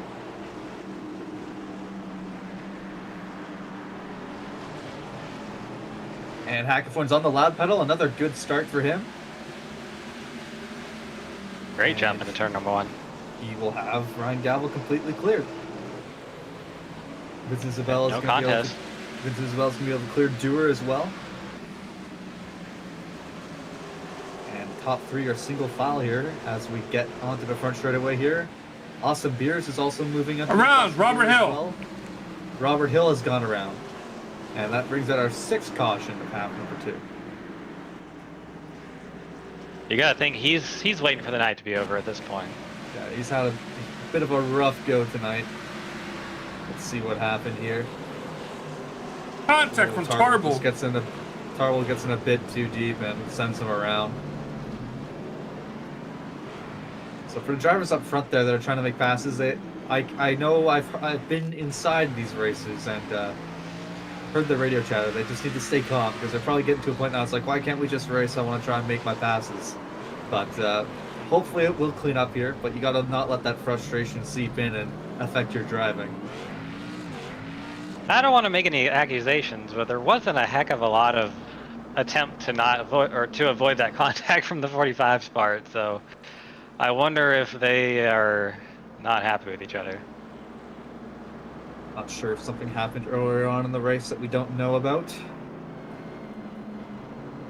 Because we know they were together in the last incident. They were at least on track, so I'm not sure. We'll have to keep an eye on that one.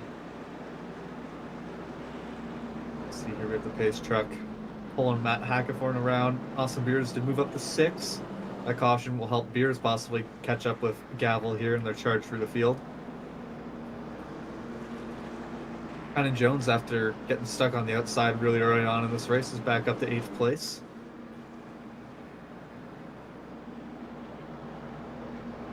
And then as you see here, we had about 6 cars, I believe, or 5, that are out of this race with about 50 laps to go. Will we be getting lights off this time? Nope, still probably 2 to green at the moment.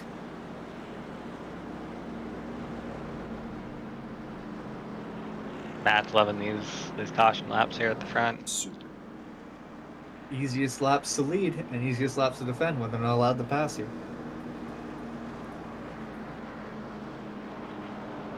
David Westergreen has said in the chat that the 9 and the 00 have been together all season. So that's Caden Tufts and James Watson. Something to maybe keep an eye on if they are in close proximity again later on in this race.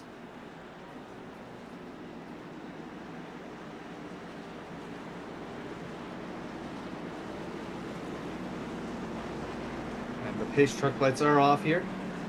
You're doubled up here. Just have to go down the back straightaway. Oh, Daniel Gore, we mentioned, has now moved up to 11th. James Watson almost got into an incident there under yellow. I'm not sure whoa. what's happening there. Prime Maybe could have McIntosh been having connection issues. Excuse me. Oh, that Connection issues. that's what it must have been. He must have been reacting to the blinking there of Tyler McIntosh. Pace truck is off. Matt Hackathorn will be controlling the start once again here. And we are green, 45 laps to go. Another good restart for that 04 on the inside line. Gavel hangs on a bit better this time, but it's to his own demise, so now he's going to have Isabella on his inside.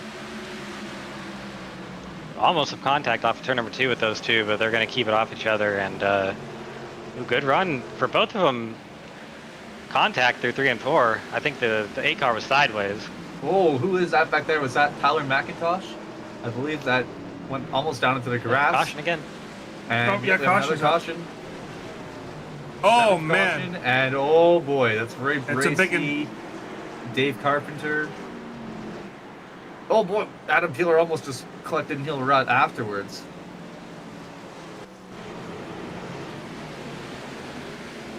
Whoa. Tyler McIntosh got a bit loose there.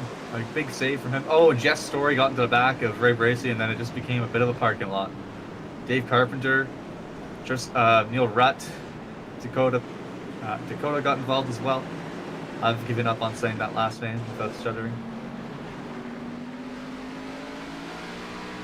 On board with Bracey here. Not much he can do. He's going in the corner, and I mean, you saw the car just lurch and kind of pick up in the rear. He got hit in the rear. Can't do much as a driver there. Just kind of a chain reaction from that point on as well.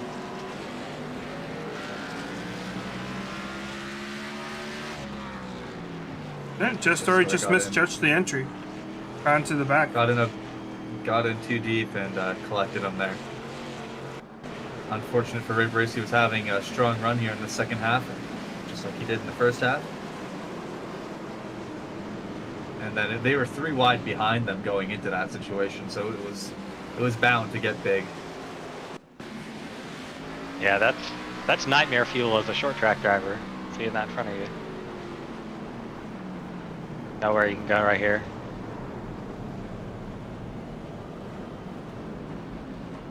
See Kent and Tyrell just able to get by as they're at the back of the pack and can kind of just come to a stop. But once again, you know who's loving this? Matt Ackerforn. Absolutely. I think for sure the most laps he's led all season tonight. And he's one of those guys that's on the cusp of making the chase or playoffs, chase-offs. And if he can get a good run here tonight, that's going to help him immensely going into next week. See how much longer he can hang on up front, maybe for another 40 laps.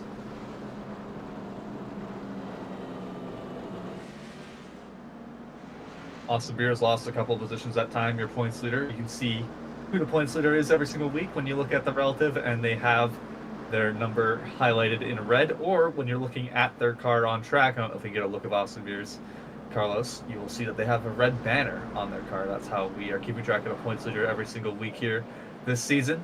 I'm not sure if it's going to change at all once we get to the chase-offs, because I believe the chase-off drivers will get their own banner as well, right? It should. Yeah, so we'll see what happens then in a couple of weeks. But we are 1 to green here. Daniel Gore has made his way back into the top 10, sitting in 10th place. And it looks like Ray Bracy is still in the pits here, so must have picked up a decent amount of damage from that incident. You can tell we're getting to the end of the race because the driver chat's picking up.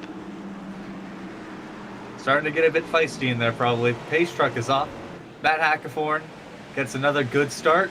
A bit of wheel spin from Vince Isabella behind him. And he will have Gavel cleared into turn 1. Gavel goes way high, but he's going to get a good run here, going up to the back straightaway. But Vince Isabella keeps side by side with him, going to 3 and 4. Shout out to Dustin Dewar there in P5. He hasn't fallen off too much. That tire move might be playing off for him.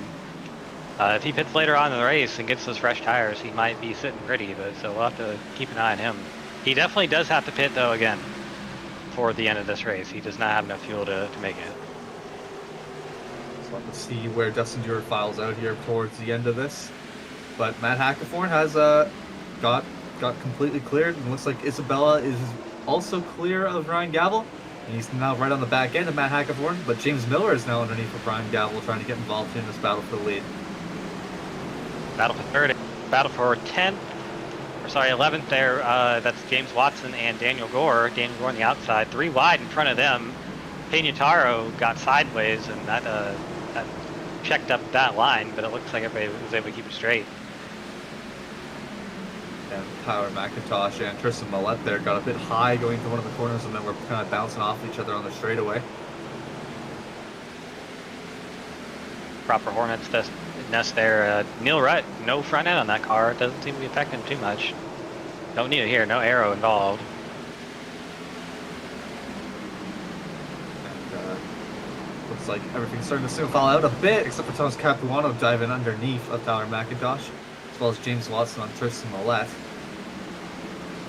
And into the wall goes Tristan Millette. That's going to open the door for Daniel Gore as well. If he hasn't done short tracks before tonight, he's sure got the full experience. Lots of caution, lots of side-by-side racing. He's gotten the full OSCA short track experience, that's for sure. As you see there at the bottom of your screen, Vince Isabella is pretty much touching Matt Hackeforn's bumper right now. It's only a matter of time before he makes a move, I think. Yeah, we would call that there. He is absolutely there. So next move on his part is going to either find a way to be faster off the corner, or maybe just go a little bit faster into the corner and knock him up the track or something. So, I mean, it's short track racing. I think a little bit of a bump and run would be completely acceptable on his part. We're 30 laps to go, so we're in the realm of racing for the win at this point. Anything goes. So we've changed our ticker here. Do we have a problem with the other one, Carlos? Yeah, I don't know. I'm working on it. All right. No worries. Bit of a old-fashioned ticker for the throwback race. I think that's perfectly fine. Not a problem whatsoever. A little old-fashioned race up in the front too. James Miller up there, P3. He's about a second behind these guys, but he's probably liking what he sees. He knows that there's probably going to be some hard racing, maybe some contact, and might be able to capitalize on it. You can see right now that Isabella is trying to search for speed. He's trying to diamond more aggressively this last couple times. Trying to find a way to get a run off the corner. I think it might be to his detriment a little bit. It looks like he's losing some time. So we'll see how he adjusts and gets that corrected. Also Beers as well, working underneath Dylan Thomas for 5th. We have our multi-cam here at the top. You see James Watson and Tyler McIntosh battling in front of Daniel Gore. That's the battle for 10th place. Dustin Dewar still hanging on in 9th. Yeah, those old tires might be causing a little bit of that backup, but he's doing a great job keeping himself right in his spot, not doing anything wrong, and keeping his track position there. So we'll see. I don't think he can go to the end of the race. I think he's going to have to pit, but maybe with all the cautions we've had, I might be wrong. It looks like we've lost our primary feed here, and that's back. There we go. At Hackathorn still hanging on up front. Vincent Isabella is all over him, but James Miller is he closing in? I haven't been paying attention to the ticker. I think he might be. It looks like visually he's getting closer to this top 2. Yeah, it looks like Isabella's he's driving a little bit hard into the corner, getting a little bit sideways off. Looks like Hackathorn's being a little bit smoother around the whole track here and able to keep that gap up. See Caden Tufts now, Entrance and Millette making their way by Dustin Dewar. I think the cliff is maybe starting to hit a bit for Dustin Dewar right now. And it's going to be killer if he does actually have to pit and get fuel, because he's going to be laps down at that point. Ray Bracey just out on the track running laps at this point. After all the damage that he took, he's several laps down. Good to see he has a rear end again. They went out on the track and got it for him. Keep that nice looking car alive.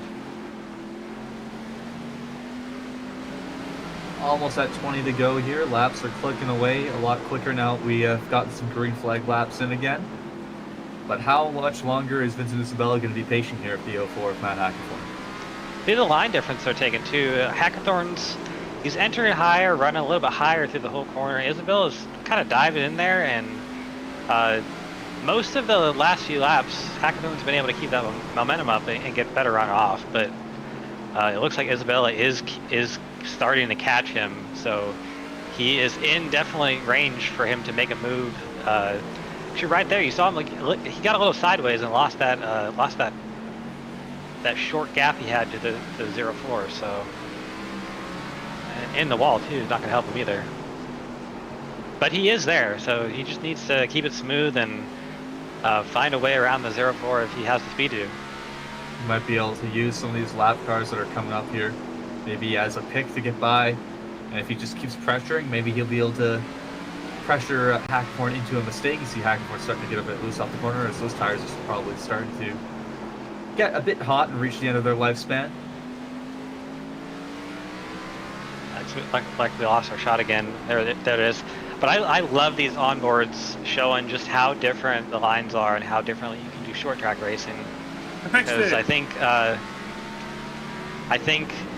the 04 is showing the slow in, fast out approach, and Vincent's kind of doing the more aggressive, dive it in and try to get your speed that way. But you can see it's kind of rubber banding back and forth. Some laps Hackathorn's faster, some laps Isabella's faster, and I think some laps even James Miller's a little bit faster than both. So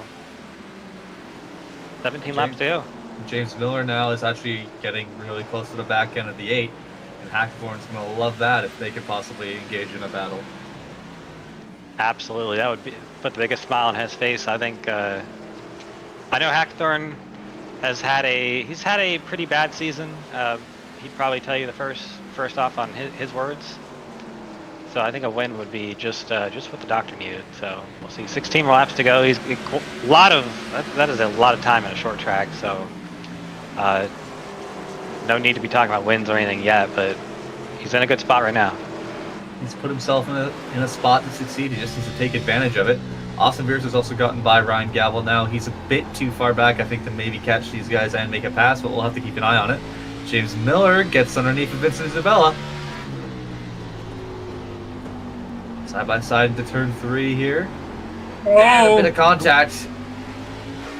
Yeah, we know these two have had some beef already, so we'll see how that turns out. The driver of the 8's not going to be a Right fan here. of that. Oh, he's going to move him back up the track. This is Hackathorn's loving this.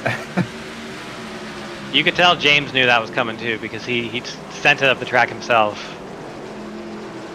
But everybody's straight. I mean, I think that's fair short track racing right there. All's fair in love and war, but number 8 is not going to be happy with the 17 right now, understandably so. That's bringing Beers a little bit closer too. Long shot, but is he able to get himself in this battle? We'll see.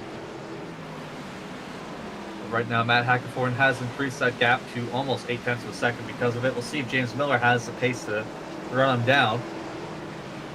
And it looks like Isabella is also falling behind Miller, so I'm not sure if his tires are starting to go. And that's why James Miller decided to make that move as hastily as he could. Miller's rolling right now. I think he was definitely being held up by the 8 because he is catching at about a half a tenth a lap, it looks like. There's 10 laps left, 6/10 behind. That's enough time to catch. But catching and passing are two very different things at this track. See Austin Beers now actually looking beneath Vincent Isabella as well. Yeah, I don't think he's out of the equation whatsoever. If he can get to the 17, I think we're going to have a battle on our hands for the win. See if these lap cars that Hackathorn is about to get to, if they'll play a factor, if they'll just get out of the way. Actually, I don't even know if they'll catch him here with time to go. It's going to be close.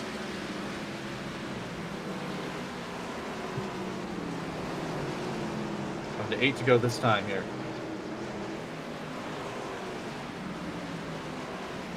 The loose for Hackathorn off turn number 4, no problem. Gap's holding steady at about half a second there, flowing back and forth. They Some were corners. almost identical that previous lap. And Austin Beers gained a 10.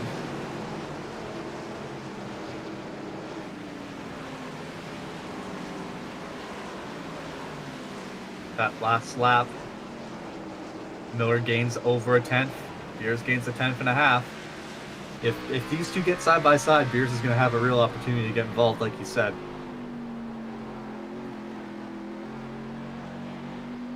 We also got lap traffic up ahead as well. Yeah, whenever Beers catches is if James doesn't get around Matt right here and Beers catches him, I think that might be it's going to be a lot harder for either of them when the race after that. Beers gained 2/10 on the lead of that last lap. 5 to go now. We have a race on our hand, boys. Oh, caution!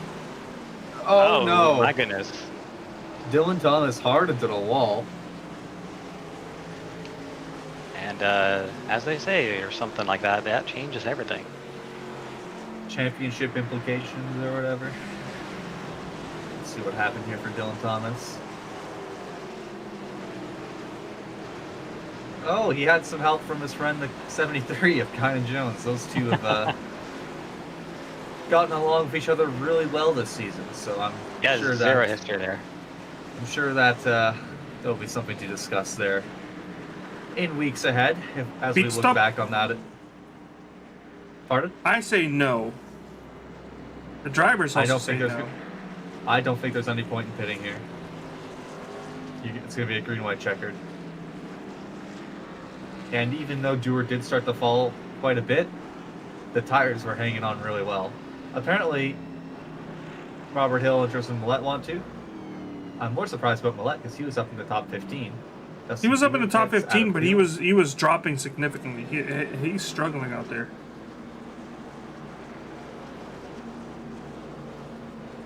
So, a couple of drivers farther back in the pack will have fresh tires here, but it's really going to be about this final restart here. How well can Matt Hackathorn get a jump? Will Austin Beers get involved? Will Vincent Isabella maybe look at a chance to maybe get some revenge on the 17? A lot to be decided here in these final 2 laps.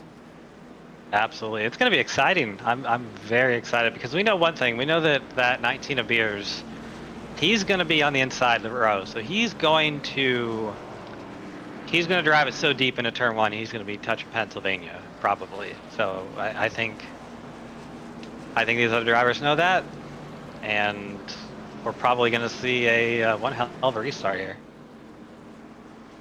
Let's see, I don't know if we're going to be at 2 to green or 1 to green this time. Let's see when the pace truck passes the line here. That's 2 drivers looking for their first win though, right in front of Beers, so they're not going to just lay over for him either. That's right, they both will want to get that first win. What a way to get it during a throwback race at Stafford. I believe we're on house caution number 8 now. I know it says first caution on the screen. Yeah, just ignore that, Jet. Just because Carlos had to reset the ticker there. The boys were wrecking too much that it broke the ticker. That's what it was. Should be getting 1 to green this time now for sure. Yeah, it's all going to be about the restart here for Matt. If he gets a good one, he should be home free. But if he spins his tires even just a little, he's got 2 very hungry drivers looking to pounce.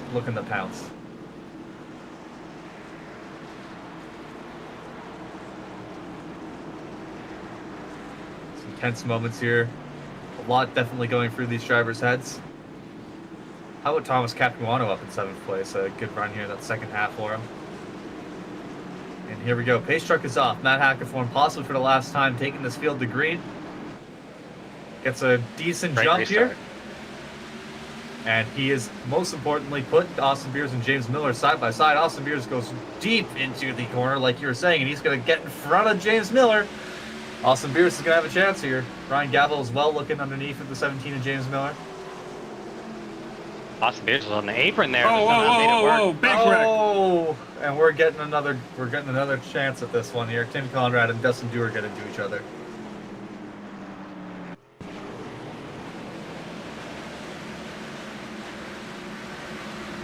Take a look at what happened here. Oh, Robert Hill got into the back of Tim Conrad, and Dustin Dewar kind of didn't have anywhere to go. As Conrad slid up the track there after getting spun.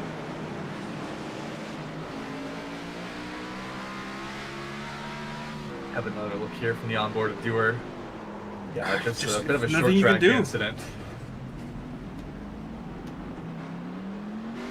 It's crazy how fast those cars all of a sudden just fly up the track. You forget because you're going 100 miles per hour one way, but they're going 100 miles per hour the other way, and it just happens in the blink of an eye.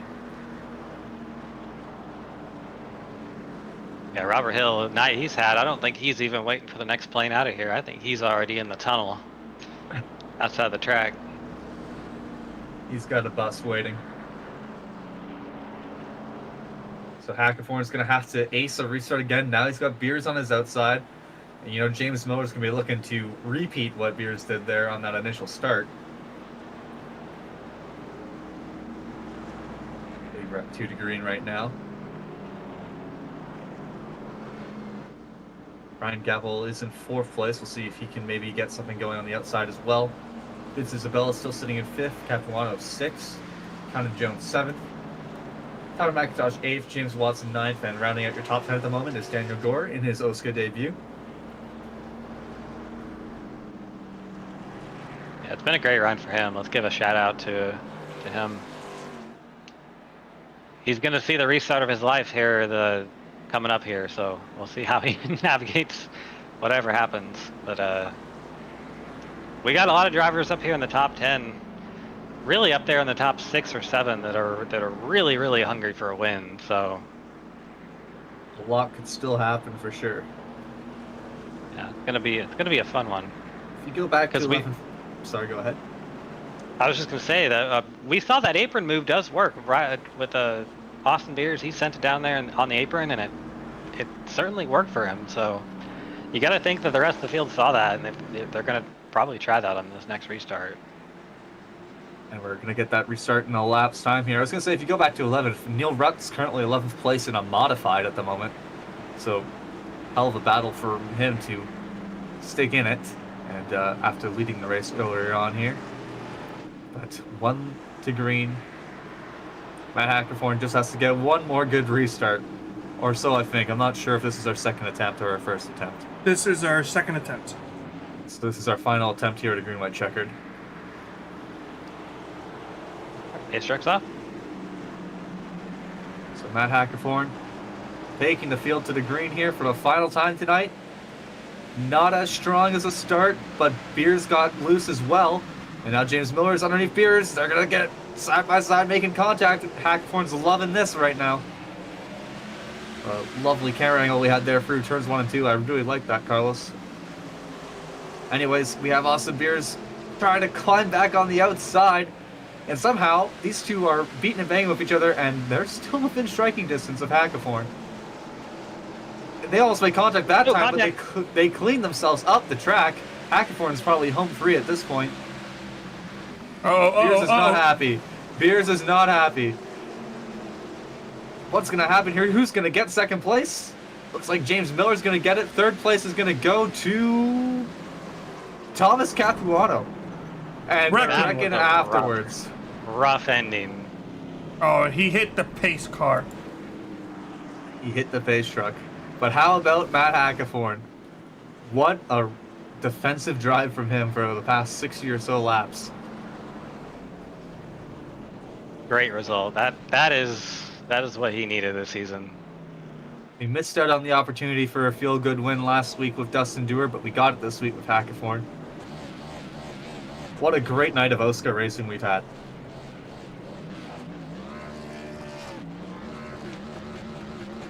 So Thomas Capuano congratulating him here on the front straightaway. Teammates, that's right.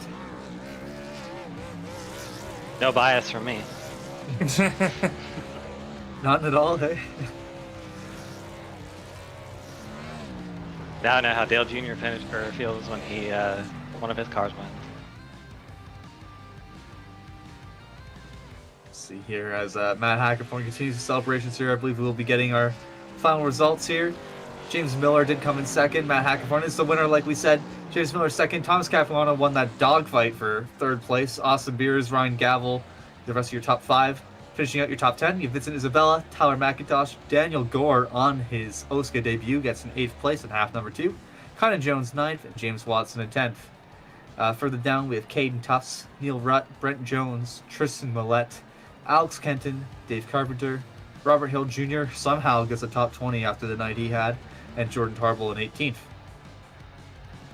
Sorry, I hit the wrong button. And no worries. Continue to go down the field. Adam Peeler in 19th, Zach Evans 20th, 21st, Dakota Pinatero, 22nd, Dylan Thomas, 23rd, Tim Conrad, Dustin Dewar 24th, Ray Bracey 25th, Jess Story 26th, Kyle Carlson 27th, and Richard Garcia in 28th. I believe we do have a 29th for the 30th, which would be Rashid Coles, and I'm not sure who the other one is. I'm seeing 29th and 30th is Jess Story and Rashid Coles. Rashid Coles and Jess Story. All right. David Westergreen has said, what happened to Zach? Zach Evans had a not-so-fine meatball. Yeah, let's go ahead and see if we can quickly catch any issues after the white flag came out. I'm seeing Zach Evans' name pop up after the checker flag came out. This is going into the last second to last corner. Oh, he went a bit too deep into the corner Too much gravy. Luckily, no one else was collected in that. But how about we grab our half number 1 winner, Austin Beers, and we have a little chat with him. Sounds good. Let's quickly just finish up this replay here. Going into turns 1 and 2, so what happened to the 14? Oh, so there was a wreck there at the white flag lap. All right, well, we have brought up Austin Beers' half number 1 winner. Austin, from that first half, I missed the first 30 laps, but from what I saw, it looked like it was a pretty calm and dominant performance from you. What'd you see out there? You got me? You got me? Yeah, we got you. Yeah, I saw a lot of racetrack in front of me, not a lot of cars, so it felt good, to be out front. Garcia was really good in the beginning. I think he kind of used his right rear up a little bit, and then just had to survive on the restarts, and was able to come away with another win. So felt really good. Get some practice for tomorrow, since I'm doing a doubleheader at the real Stafford. So yeah, just felt good to get that win, and then the second half it was just really hard to climb our way to the front, but got really lucky with that late race yellow, there it is, and was able to kind of make a stab at the lead. I think we would have had a better shot if the 17 didn't kind of use me up into one, but it is what it is. First and fourth or something. Not gonna be happy. Not gonna be mad about it. Really happy. You're talking about that late race yellow helping you out, but as you did mention, the 17 and yourself both were kind of using each other up there on that final start. If it stayed green and the 17 got underneath the 04 there, which looked like he might have had an opportunity, do you think you might have had a better chance then? Yeah. We were racing pretty clean for the lap or whatever. We were side by side, and I didn't need the yellow before that. When I got clear in the second, I would have liked to see what I would have had for, just me and Matt. Just see if I could run him down with the white flag lap, but that yellow kind of hurt us and then made me in the 17 race, and then he used me up into one on the white flag lap, so I try to kind of use him up into 3 because I felt like, what's fair is fair. If you're going to run me to the 4th groove, I'm going to try to hit you into 1 and into 3 and get that spot, but it is what it is. I know I don't want to call any people out, but I know he's been called out by a lot of drivers lately, and he's kind of racing like me of old, so just think he needs to calm down a little bit. Sometimes the maturity happens later on once you're in some racing, realizing that people still appreciate some clean racing. But yeah, from our standpoint up here, it looked like that last restart was just hard racing on a green-white checkered at a short track, and all of you guys ended up finishing the race with all 4 wheels and didn't spin around. So everything happened as well as it probably could have. Cameron, do you have anything for Austin here? That was a really great race to watch on your part and everyone else's part. I guess I just got to ask if that went green without that caution coming out, you were kind of running down the top 2. Do you think you would have had a shot there without the caution ever even being a factor? I don't know. Maybe. It's just I still had really good entry speed, and that's where I was gaining most of my time, but we still had really good drive, and I think that's what kind of propelled me from wherever we were on the restart, like 8th, which that's what kind of killed me. I was up till, I think, 6th, and I was passing Dusty for 5th when a yellow came out, and then I had to restart 6th again, and I was just stuck on the top behind guys with older tires, and that happened a couple restarts in a row, and then I was able to just kind of, once I got in line on one of the restarts, pick them off one by one, and the restarts were pretty hairy. I mean, I think I was 4 wide out of 2 at one point. I don't know how anybody could go 4 wide in anything here, a legend car, but we made it work with Xfinity cars somehow. But like I said, 1st and 3rd was okay. I don't know if I would have got there. It would have been close. Maybe if they started racing. I knew the 17 was catching the 04 a little bit there, but the yellow coming out definitely, I don't think I would have got there, but I think the yellow coming out helped me, and if the second yellow didn't come out on the first green white checker, I think we would have had a better shot. No, but like you said, great point stay, P1 and P4. And yeah, definitely for sure. Good playoff points. Yeah, for sure. How you feeling about Talladega next week? I'll be upside down in some time. I just know it. There's zero expectations going into that race. Just the last super speedway, which was Daytona, I did not finish either one. I expect the same going into Talladega, and then we'll go on to the playoffs. Well, the good news is you are solidified in a playoff spot. Oh, So nice. you don't really have to worry about it. Well, I don't know if you're locked, but you're in a really good spot at the moment. I don't foresee. I you think I'm dropping locked in out. on wins anyways. Yes, I would think so. Before we let you go here for tonight, do you have any shoutouts you want to give? Yeah, shout out to Hacks Discord, everybody on Do Good Motorsports, and Matt Hackathorn for the win, and Thomas Capuano as well. He's actually designing my racing T-shirts right now, so shout out to him for that. You guys for doing the broadcast, I appreciate what you guys do. You Cameron, Nathaniel, and Carlos, and then Vic for putting us up with us guys, and just having fun with this league. I think it's a really, really good league. It definitely propelled the last couple of seasons, and put on some really good races. I mean, who would have expected us to run 58 laps in the first half with 30 cars at Stafford? I don't think a couple years ago that wouldn't have happened. So, just really proud of where this league is, and happy to be a small part in it. But once again, just fun racing tonight, and shout out to everybody that watches as well. Well, thank you, Carlos. Carlos, holy crap, Austin, You're welcome. for that, and good luck tomorrow and this weekend here at Stafford. We're wishing you the best. Hopefully, you can maybe get another win this weekend. Yeah, this win will pay pretty well. 20 grand to win tomorrow, so hopefully we can get the check. That'd be nice.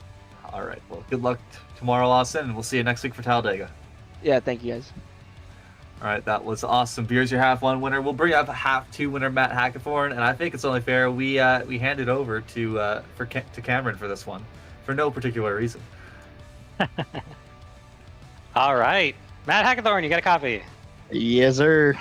All right, broadcaster, but I'm also your car owner, and we were talking in the broadcast before the race finished about how you've had kind of a season that's been a season, and how do you feel about getting this win tonight? That's got to be a big kick in the butt. I mean, it feels really What? good after how the whole entire year's gone, basically. I'm pretty good at short tracks. I wouldn't say I'm great, but they're probably my strong suit. So I was like, well, I kind of wrote this one down as a good option to point or win my way in, because points weren't exactly working out in my favor. But I just kind of put my head down there and played the usual games that I had to play to win the race. And here I am talking to my car owner and winning on a throwback night for good old OSCA series. Yeah, absolutely. Who painted your throwback? I know who painted your throwback, but let's give him a shout out, because Oh, old Tiger Tom Capuano, my good old teammate over here at Team Mixture Rich. You did a great job. I love the simplicity. And I'm just hyped for putting on a good showing for the Bud Moore boss. And I'm very happy the way it came out. I wish the chrome came out better, because it actually has bumpers on both ends and chrome handles. Extra attention to details, Tom. But it was very good. talk about your half one for a second there. How did that go? Anything you could have done differently, or I think there was a lot I could have done differently.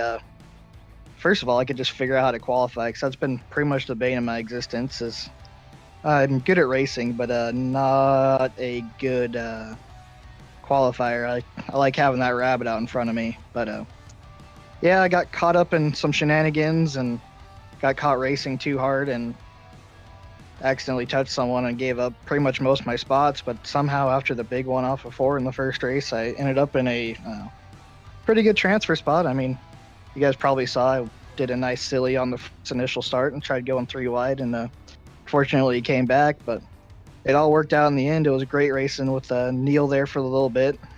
We were both just playing games with each other, and it was honestly a very enjoyable night. definitely enjoyable here in the booth too. Great racing, half one and half two, and you were on that kind of cut line for points. So this is gonna help a little bit. How are you feeling about next week at Talladega? I mean, we've got long history with pretty much most everyone in the booth besides Nathaniel. My statistics there are not very good, but they are very good with about 5 to go. So hopefully I could be up front and working around. just kind of all comes down to luck there. I mean, Daytona was like 5th with the at the end of both halves, and I think, well, the second one I got caught up in a wreck early, and we ended up somehow getting through all the carnage, and Neil, Tom, and I finished 3rd, 4th, and 5th with like 20 minutes of damage together. So we'll see. I don't know. I have high hopes because it is a speedway race, but also I might have just used up all my luck for the year. We'll just have to wait and see. I'd love to make it through the chase and see what happens with it. Well, you're on a good trajectory now. Before we let you go, got any shout outs for us tonight? Got a shout out for you for being the owner of my team and convincing me to come over here. Gotta thank everybody in charge of everything here, all of our weekly manager peoples. I can't remember the proper word because I'm still pretty stoked. Gotta thank everyone in the booth for putting it on because I'm sure you made me sound a lot better than I was actually doing. Just a big thank to all the teams and all the people, all the friends I've made. I mean, this has been by far the friendliest league I've joined in I don't even know how long. Come race OSCA, people. Hey, you can't do much better than a win, so take it, run with it. You guys out going into next week at Talladega. It's got to be pretty awesome. So I think, hey, it's first of many. I hope so, but hopefully not just at short tracks. I need to get some of that Cameron Rich trash control figured out. I'll let you know when I got it figured out too, because I'm not that good either. A bit of a throwback to a couple of weeks ago here. Thank you, Matt, for coming and talking to us tonight, and congratulations on the win. Hopefully we'll be able to talk to you again next week at Talladega, and maybe this will propel you into a chase-off position. I hope so. I really appreciate you guys. You guys have a good night. All right, that was Matt Hackathorn, winner of half number 2 and one of Cameron's drivers. Do we have anybody else that we want to talk to who's currently sitting in interview waiting? No, just that for now. We'll call it a broadcast. We'll call it a broadcast. Sounds good. Do you want me to close her off tonight, Carlos? Yeah, go for it. All right. Well, thank you everyone for watching. Thank you, Cameron, for covering for me for the first 30 laps for sure. I know Vic was a bit surprised because he forgot. Everybody, make sure you tune in again next week for Talladega. But other than that, I'm Nathaniel Cherry for Cameron Rich and Carlos Acosta. Have a great night.